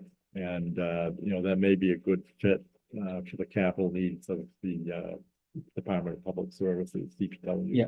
Yes, to grab that money while it's there Right. and plug it Recurring in. like the meals tax, plug it in. That's why we want to, Where that's why I it wanted that goes. recommendation. Yeah. Meals tax is what they was told at town meeting, that's It what was. it's gonna go. It was. Yeah, I think if the same thing could be. But done for but it the- needs to be separated too, like you said, because right now it all goes to the general fund. It's And- not separated, like you said. But if you. And they just changed in the budget supplemental for fiscal 23. There was changes made to municipal funding and it. One of the points made is you can take revenue and plug it into certain places, you know. So, Like revenue like this. yes, so you can take the meals tax and put it in cap stabilization. Right. Put it to the police, so you can take. Well, that was state the whole land point, And plug it in. because I think if you do stuff like that, I think at the end of the day, at least there's priorities, recommendations, potentially policies, where those dollars are coming from, because you know as well as I do, there's certain departments in this town. So I'll use light water, for example, that they don't want to pay a pilot. They don't, because what we're being told is that we're not fiscally responsible. I'm like, but we have almost Well, $2.5 million in stabilization. Sorry, but budgets. who had to come asking who for the. water 300,000? replacement That's in their water plan, Yeah. capital project, and it states in there that they couldn't meet some of their capital needs because. Their high cost of debt and. Right. Yeah. Personnel. No, I got you. It's in the water got you. study. No, you're absolutely right. I The mean, sub infrastructure was in there for water and sewer. Right, but they uh, can't. They don't, the water department doesn't have a lot of money to put aside. for it Right. Because of their high debt ratio, That's right. because when they took over the water from the town. A lot of 30 and 40-year loans. Yeah, we know. And that's long debt. No, I got you 100%. So I'm working on that right, For- recommendations. As far as the letter. Public to- services, But right? the DPW, yes. Right, because Yeah. next to fire, that's their equipment No, no. is expensive. No, that's know. for the DPW. So I'm working on that So, I myself. mean, cost of their equipment after the fire department, an individual truck, that's the high dollar cost. Oh, yeah. Fire truck is 800 grand and their truck is like 350. Yeah, right. I tried almost For a million, fixed wheel. over $1.5 million for a ladder truck. But I think Uh, it's a good fit though for the pilot to be matched with the With the DPW. DPW. needs. I think it's a That's good right. Yes, match. yeah. All right, so I'm gonna be working on that for the next meeting. Request for the third letter for the Commonwealth of Mass seeking total revenue paid. We sent out 2 letters already.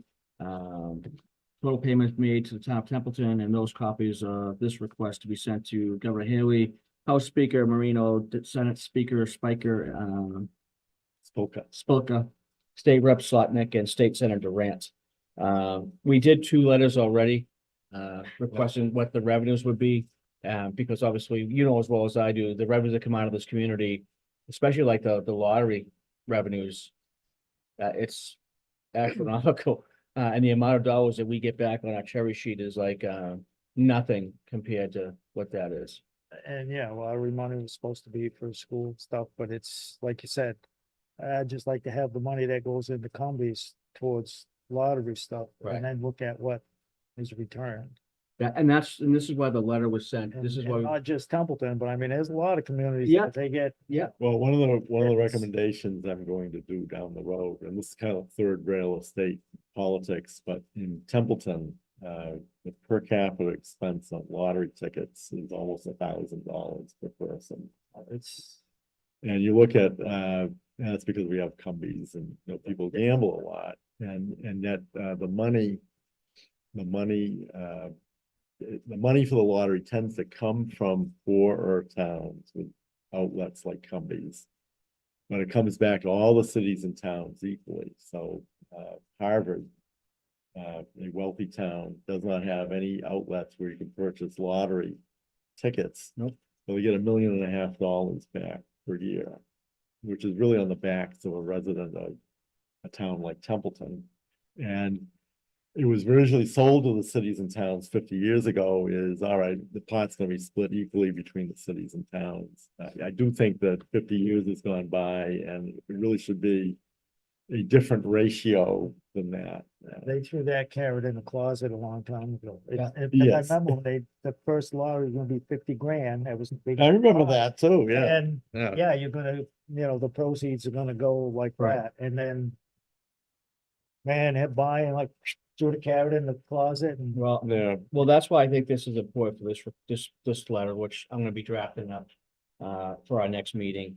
Cause I think that's important to get those the third numbers. level, those I really do. I just think it's something as simple as what monies go out and what monies come back from the state. And And too much goes east of 495 and too little comes back West west. of 495. No, I get you. It's, Now, so I'm gonna work on that. I gotta move on to C. Okay. Recommendation for Templeton Municipal Light and Water. And Select Board jointly meet to discuss billing and water, electric, and possibly power payment policy.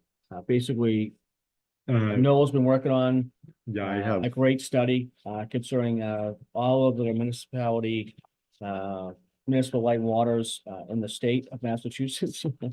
And he's made some great contacts. He's been great headway as far as amounts and dollar figures and stuff like that. I don't know how much you want to go into it. I- I no, mean, I got, Not much. Yeah, I can got- put some- I got paperwork I can give to all of you. That would be great. to chew on if you'd like. no, Okay. Because my biggest thing is we need to get everybody at the same table. To say, hey, this is where we are, this is where we want to be, and we want to work together in the same sandbox and play with the same toys, so we all understand what the process is. And then what we all can get out of it, to make it better for the town. I mean, the light and water, they didn't want to give us pilots, but they would give us capital improvements. Such as, a police car one year, or this SCBA tanks for the fire department, they would pay for those, which they've done for like the last couple of years. Which is all great stuff, and I want that to continue. But I think in order to continue with that, just like anything else, you need to have some type of an agreement with them. You need something in writing, some type of municipal agreement between the light and water and this community with the select board to say, hey, this is where the money is gonna go, and be specific. Where's it gonna go? Is it gonna go to fire? Is it gonna go to police? Is it gonna go to highway? Where's it gonna go? And be specific. and so two things. Yeah. Real quick before you, so, one of your towns listed, it shows the pilot for Ashburnham. And back in, May 2012, Ashburnham actually had a town meeting article.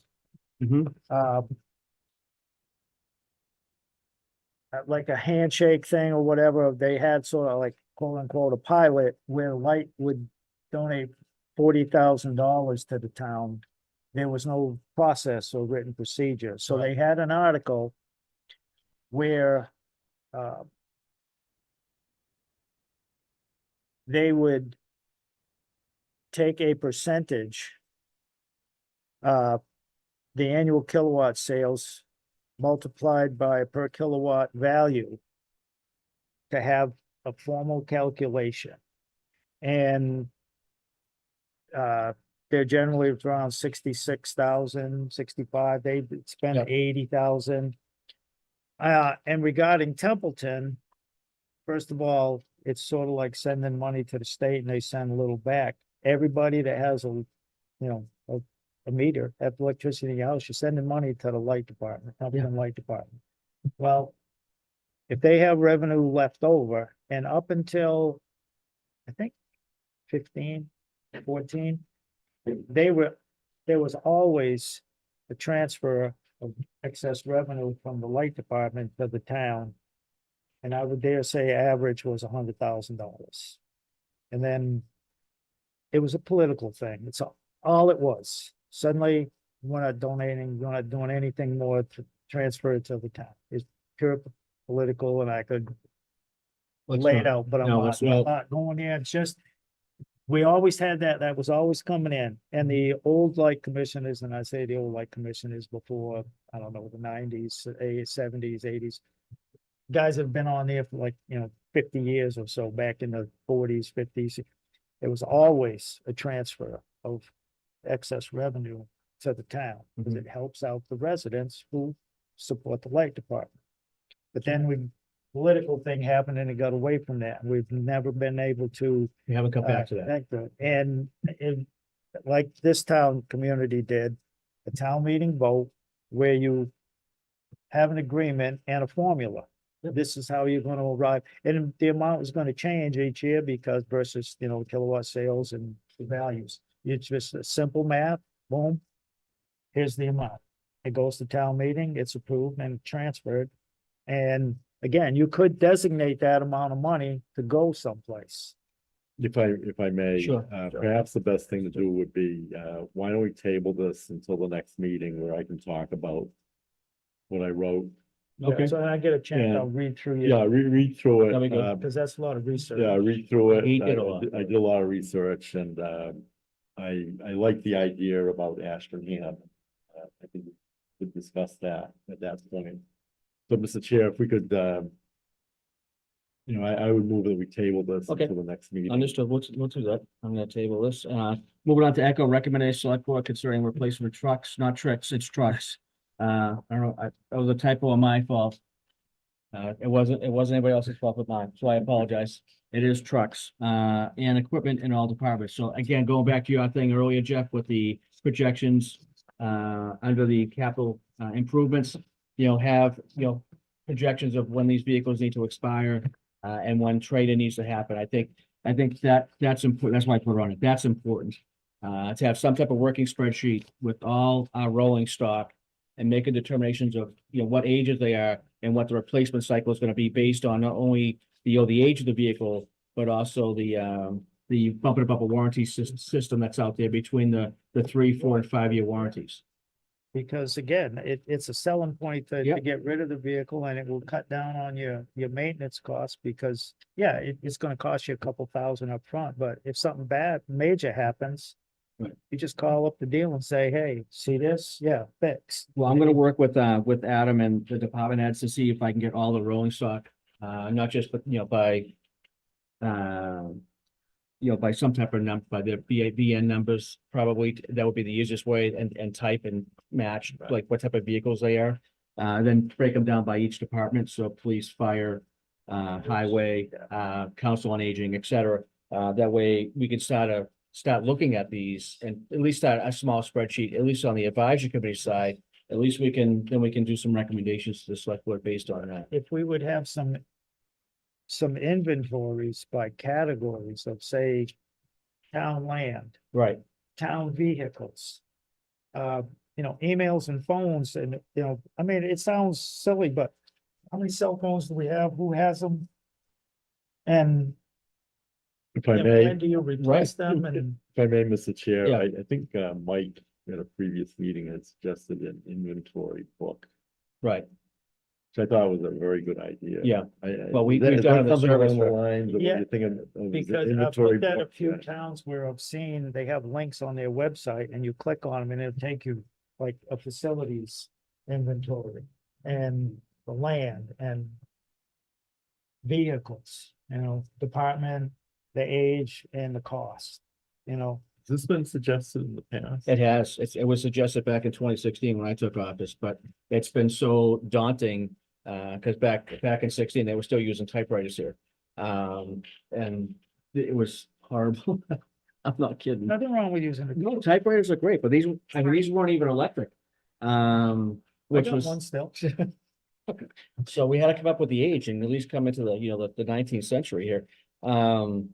With computers and how things were driven and security and all the different measures that we needed to take place. A typewriter can't be hacked. So I can't talk to you right now. I can't. But anyways, yeah, that's gonna be looked at. That's gonna be looked at. Moving on. So I'm gonna work on that. So I'll have something by hopefully next meeting. Recommendation for the legislation for FY25 to be sent to select board with recommendations that copies also State Rep Slotnick, the Senator Durant, House Speaker, State Speaker, and the State Auditor. I have and Governor Haley. I have a motion on the list. Excellent. I was figured you would. Yeah. we'll give out this list. The top of this list is what, the letter the select board wrote to, Yep. Ian Goby and Jonathan Zlotnick. And then the bottom part of this is just some, possible areas of additional monies that could be appropriated. Right. That's the bottom. I have a motion Okay. related to that, but perhaps you can table that and consider the motion. I mean, I can give you copies of the motion. What, yes, the motion. Yeah, that's the motion. Yeah, here it is, Jeff. But again, if you want to table it until you have a a chance to read through it. No, you can do this motion now, because I can type this up with you. Because there's only gonna be a recommendation to the select board anyways. Right. So, yeah, I don't know, yeah, I just gave it to Jeff. Jeff, you have any issue with this motion? No, I mean, all it is, it's the advisory committee recommend that the Templeton Select Board request Representative Zlotnick, Senator Durant, and they seek to appropriate on behalf of the town of Templeton the following monies as set forth in the list attached Yeah. hereto, and furthermore, that it be further recommended that the Templeton Select Board also send a copy of this request to Ronald Marino, the Speaker of the Massachusetts House of Representatives, Karen Spolker, and Speaker of Massachusetts State Senator and Governor Maura Healy, as presented with the list. Well, that's your motion, Yes, okay? yeah, it's pretty cut and dry. Who's gonna work on the motion? Who's gonna work on the recommendation, excuse me? The- Well, I have to do like a paragraph, I have to do this in a recommendation format to, the select board. So I will take care of that, but that was the motion, do I have a second, second, okay, any other comments? Thanks, none, Jeff, yes. no, Yes, and I vote yes as well, and, I want to need your help with those. No, but I will no, start I'll help drafting you, that up. I'll Okay. help you with that. All right, discussion on the Worcester State Retirement, we already talked about that. The 2036 to 2040 at great length. Discussion on current policies of the advisory committee, I'm gonna table those. So next meeting, just so you are aware, Jeff, because half your names on half of this, they're here. Some of the ones that, I mean, they're not formatted correctly, some are like in this format. Some are just not formatted correctly. But I want to go through all of them because the other issue that I had, and, I mean, we are an advisory committee, we are an advisory group, we're a finance committee, so we're not the policymakers. So how are we how are we drafting our own policies if we're not the policymakers? The one thing you can have is, I think. Yeah. And I think it's addressed in the ATFC handbook and maybe in the selectmen's handbook, which reminds me, there's a new one out, I got another story. I Okay. gotta download that.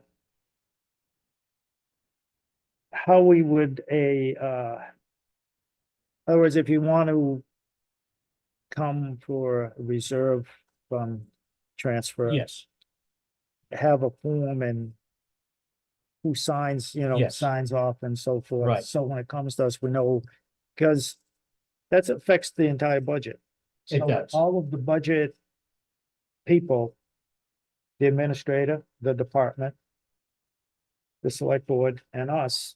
I mean, because the select board puts the budget in front of town meeting, the town administrator basically comes up with the budget. And so if you're changing that budget, everybody that's involved in it should be aware of it, yeah, absolutely. because it can be a big deal. Yeah, I because if just they think take it everybody from should one, you know gotta about figure out where to pay in the other one. But, and as far as maybe, like when you come on the advisory committee, the policy would be to say, maybe not a policy, but a procedure would be, here's a checklist, or these are the things, to be aware of or something, Right. Well, my thing right now is. Somebody new like me, where am I gonna find all this stuff? So It's on- here's the handbook, like, Well, we do have a handbook. It's kind yeah, of, it's listed on the website. yeah, we do have a handbook, but I think for these, my recommendation would be. we're gonna table it, but I'm Okay. gonna come back here. So I'm gonna redo them all, and then I'm gonna, as recommendations to the select board for them to sign them off as policies. So they can go in the policy book, and then we can get caught, then they could be uploaded into the advisory committee web link on the website. That way, it's all It's all the same, and it's all done by the select board signatures, because they're the policymakers, we're not. And with the with our recommendations, obviously, and how it's gonna be followed, how the forms, especially the reserve fund. I think that's key, I think that's Sticking important, point. yes, We Yeah. discussed And, that. like, I know, I don't know if I'll have to look to see if they have it, but one thing there's a couple other towns that I found, but like Ashburnham, they kind of regularly meet with selectmen and the administrator. Yes. And they do end of the year transfers, like Absolutely. May 1 to July 15th. Yep. And reserve fund and anything they're gonna do at town meeting with I think they call them internal, so. Right. They do them, select board and the finance committee. Yep. Do transfers, like maybe after annual town meeting, but then they're gonna do them at town meeting. They meet and say, hey, we're gonna do this, this and this at town meeting. And then reserve funds. Like a pre-town meeting, Jeff, No, no, like the annual town meeting. so it's held. If they put, you can put transfers in front of you can't, town meeting, like we wanna take 10 grand out of the reserve fund and move it to. and move it to snow and ice. Right, Because town meeting does that appropriation, but then May 1 to July 15th, you might want to move money from this department over to. the It'd be a veterans, little short, Right. You're gonna put this into veterans or Right. wherever you wanna put it. I got you, because we've done that before. They meet, jointly, and I've found them for several years, and there's a few other communities. A couple of them are comparison communities that do that, But but we do, we meet jointly as well. Right. With the select board, especially with the transfers Right. and, the budget season, obviously, we got that big Yeah, Saturday. so the next meeting that we got, I think is February 8th, is that I think that's the. That's the Narragansett meeting with the, Yeah, Narragansett, yeah. budget Thing. Yeah. And then. Would it be our February meeting or the No, budget we will have our February meeting is after that? after that, yeah. And then the budget meeting with the select board that Saturday. I think it's the 21st. Okay. It's the 21st. That's our meeting, Wednesday, the That's our meeting, 21st. Yep, 21st. yep. So the 8th is the Narragansett, our partners at Gansett, and then the 21st is ours. Policies and. Yep, and then, there's the town vehicle use policy, Mike Ubrow was working on that. I gotta get with him to see how far he got with that before we give it to, again, another recommendation policy to the select board. Yep. For town use. The bylaw change for 9-6, sorry, Jeff, I know you wrote that with some. My only concern with that, I'm gonna bring it up briefly, is the fact that having a joint meeting for the reserve fund, which has already been. Given to us. Where the select board have, it's not like, I'm not talking end of year transfers, I'm just talking like the reserve fund dollars. Right. I don't think that, to have a joint meeting. For the select board just to hear what we have to say. With they have no action whatsoever to take. Other than the fact that they're gonna hear about it, which they're gonna hear about it anyways, because they're gonna have, they have to see the form. The transfer form. So it didn't make any sense to me on that part. But again, just think about it. Oh, I'm I got my stuff. I'm sure you have. That was my only concern. Everything else, joint meeting, everything else. I mean, from the budget system, the budget season to the end of year transfers, absolutely.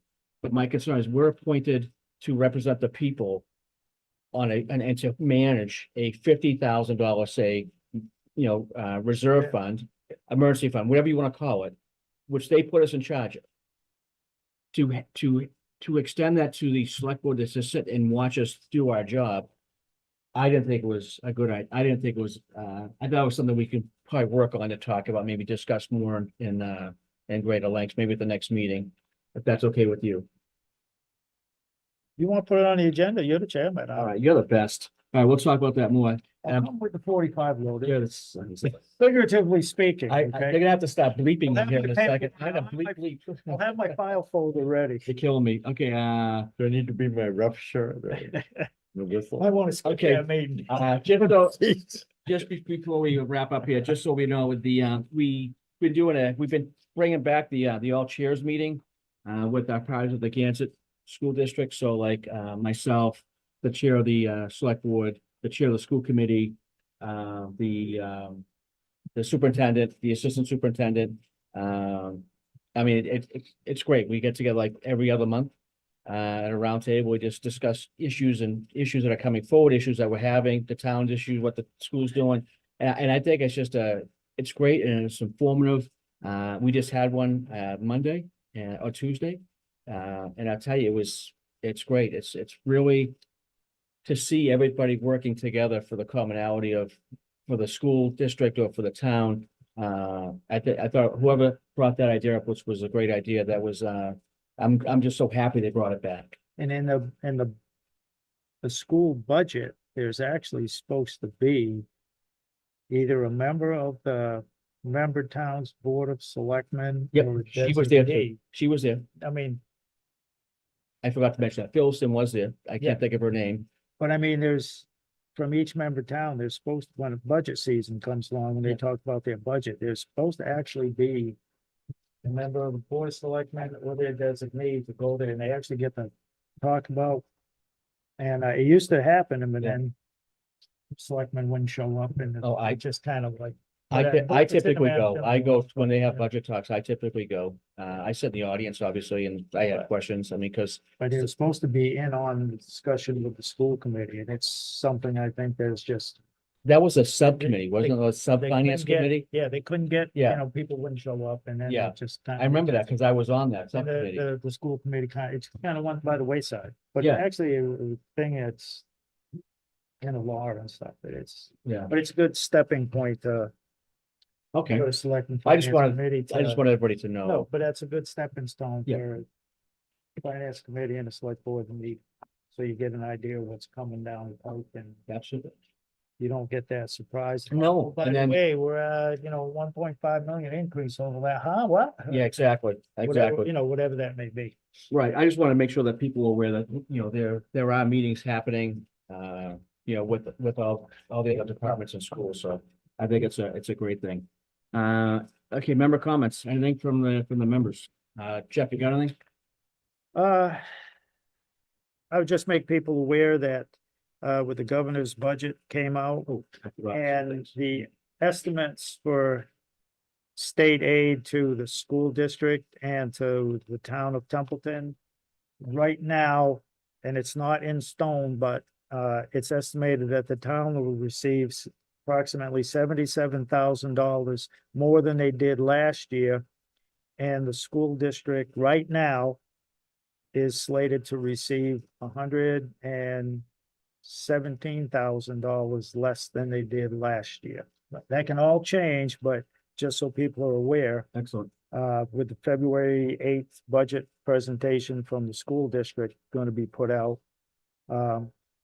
If there's a big jump in the school ask right now, that could be a reason, because where the state aid is, town went up a little bit, but the school went down Right. almost twice, and there's. We'll see It's just we'll see reality. how that works out in the end when we start just having our meetings. reality. Phil, do you have anything? And lastly, it's Oh, you have one? fun to be back Well, good. I'm glad you're back. At the I big told you table. that. Stop. at will you? the big table. All right. No, you have anything? Thank you. Yeah, all I wanted to say was, thank you for coming on the board, Jeff. Your knowledge, your encyclopedic knowledge is very helpful. Otherwise, you all wouldn't be able to meet. That's true. Give them a duty. True. So thank you. And I have no other comment. Excellent, great. I have two things. The first one is I forgot to mention that the MMA bill came in for the $190. So I need a motion to pay this bill so I don't get in trouble. So move. Excellent. Do I have a second? Second. Any discussion with this Maya bill of $190.00? And that's for the membership for the ATFC? Yes, correct. I see none, Jeff. Yes. No? Yes. And I vote yes as well, and I will do the finance forms and get this in probably tomorrow. I only have one more other thing. I want to, say thank you to we got a community interest form from Mr. Andrew Moser. So we're going to be getting another member of the committee. He's hopefully will be appointed by the select board in their February meeting. February 14th. February 14th. Then after that, he'll have to get sworn in and then take his ethics test and all that stuff. But hopefully by our February meeting, we'll have another member, which would be great. We're still down one, so please, if you have interest, come on by. And that's all I have. I entertain a motion to adjourn. So moved. Do I have a Second. second? Excellent. Any other discussion? See none, Jeff, Yes.